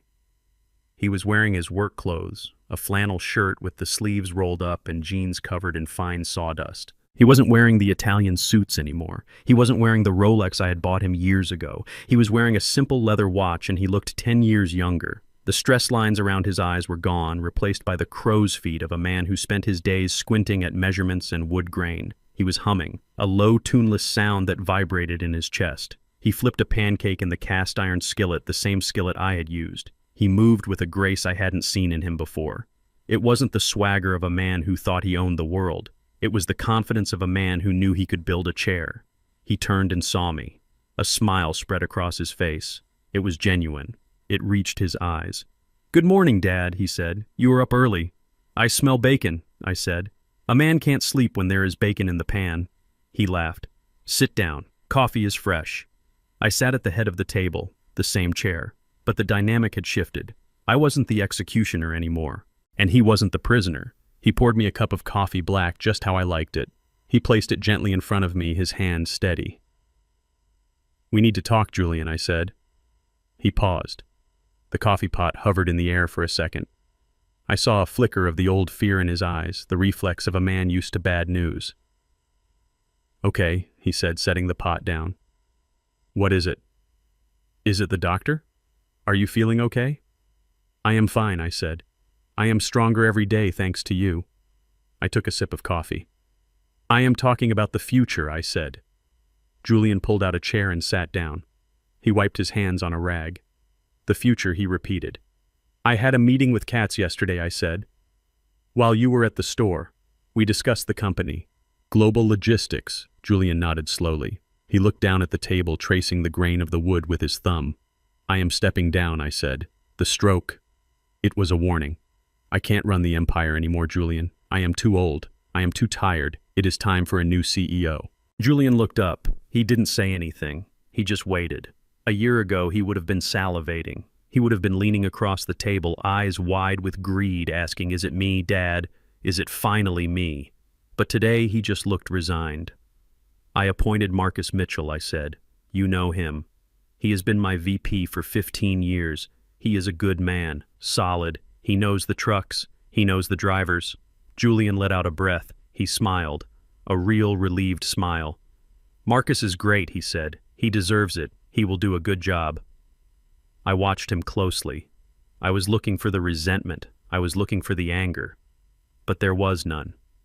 "You aren't disappointed?" I asked. He shook his head. "No, Dad. I'm not." "Why not?" I asked. "You wanted it so bad. You tried to kill me for it." Julian looked at his hands. He turned them over, looking at the calluses, looking at the small cuts and scrapes from his chisels. "I wanted the power," he said softly. "I wanted the money. I wanted the title because I thought it would make me feel big. I thought it would fill the hole inside me." He looked at me. "But it wouldn't have worked," he said. "I would have run that company into the ground, Dad. I would have destroyed your legacy, and I would have been miserable doing it. I am not a CEO. I am not a businessman." "Then what are you?" I asked. He smiled again. "I am a carpenter," he said. I reached into my pocket. I pulled out a heavy iron key. I placed it on the tablecloth. It wasn't the key to the executive washroom. It wasn't the key to a Ferrari. "It is an old building on 5th Street, I said. "Used to be a mechanic shop. I bought it last week." Julian stared at the key. "It has good bones," I said. "High ceilings, plenty of light. It needs work. The roof leaks, the wiring is old. It will take a lot of sweat to fix it up." Julian picked up the key. He held it tightly. "It is zoned for light industrial," I said. "Perfect for a wood shop." "Dad," he whispered. "I am not giving you money, Julian," I said sternly. "I am not giving you a trust fund. I am giving you a building. You have to pay the taxes. You have to pay the utilities. You have to buy your own wood. You have to find your own customers." "I understand," he said. "This is your start," I said. "Washington Woodworks, or whatever you want to call it, it is yours. But if you fail, you fail. I won't bail you out." "I won't fail," he said. His voice was fierce. "I promise you, Dad, I won't fail." "I know," I said. He stood up. He walked around the table and hugged me. It was a strong hug. The hug of a man who works with his hands. "Thank you," he said into my shoulder. "Now serve the eggs," I said gruffly, patting his back. "I am starving." He went back to the stove. He plated the food, scrambled eggs, fluffy and yellow, crisp bacon, homemade biscuits. He put the plate in front of me. "Eat up, old man," he joked. "You need your strength." I picked up my fork. I took a bite. It was perfect. We ate in silence for a while. It was a comfortable silence. The silence of two men who know each other's worst sins and have chosen to love each other anyway. I looked at him across the table. He was eating with gusto, enjoying the food he had made. He wasn't the son I had dreamed of. He wasn't the titan of industry who would carry on the global logistics name. He was something better. He was a man who knew who he was. He was a man who had walked through the fire and come out clean. I thought about Sarah. She was in a cell somewhere, serving her time. She had refused to learn. She had refused to bend. And she had broken. I thought about the loan shark. I thought about the gun in the parking lot. It felt like a different lifetime. "Julian," I said. "Yeah, Dad." "The chair you made," I said. "The one in the living room." He looked nervous. "Is it okay? Is it uncomfortable?" "It is the best chair I have ever sat in," I said. He beamed. But I continued, "I need a table to go with it." "A chess table?" "A chess table?" he asked. "Yes," I said. I want to teach you how to play. I don't know if I am smart enough for chess, he laughed. You are smart enough, I said. You just need to learn patience. You need to learn that sometimes you have to sacrifice a pawn to save the king. He looked at me. He understood.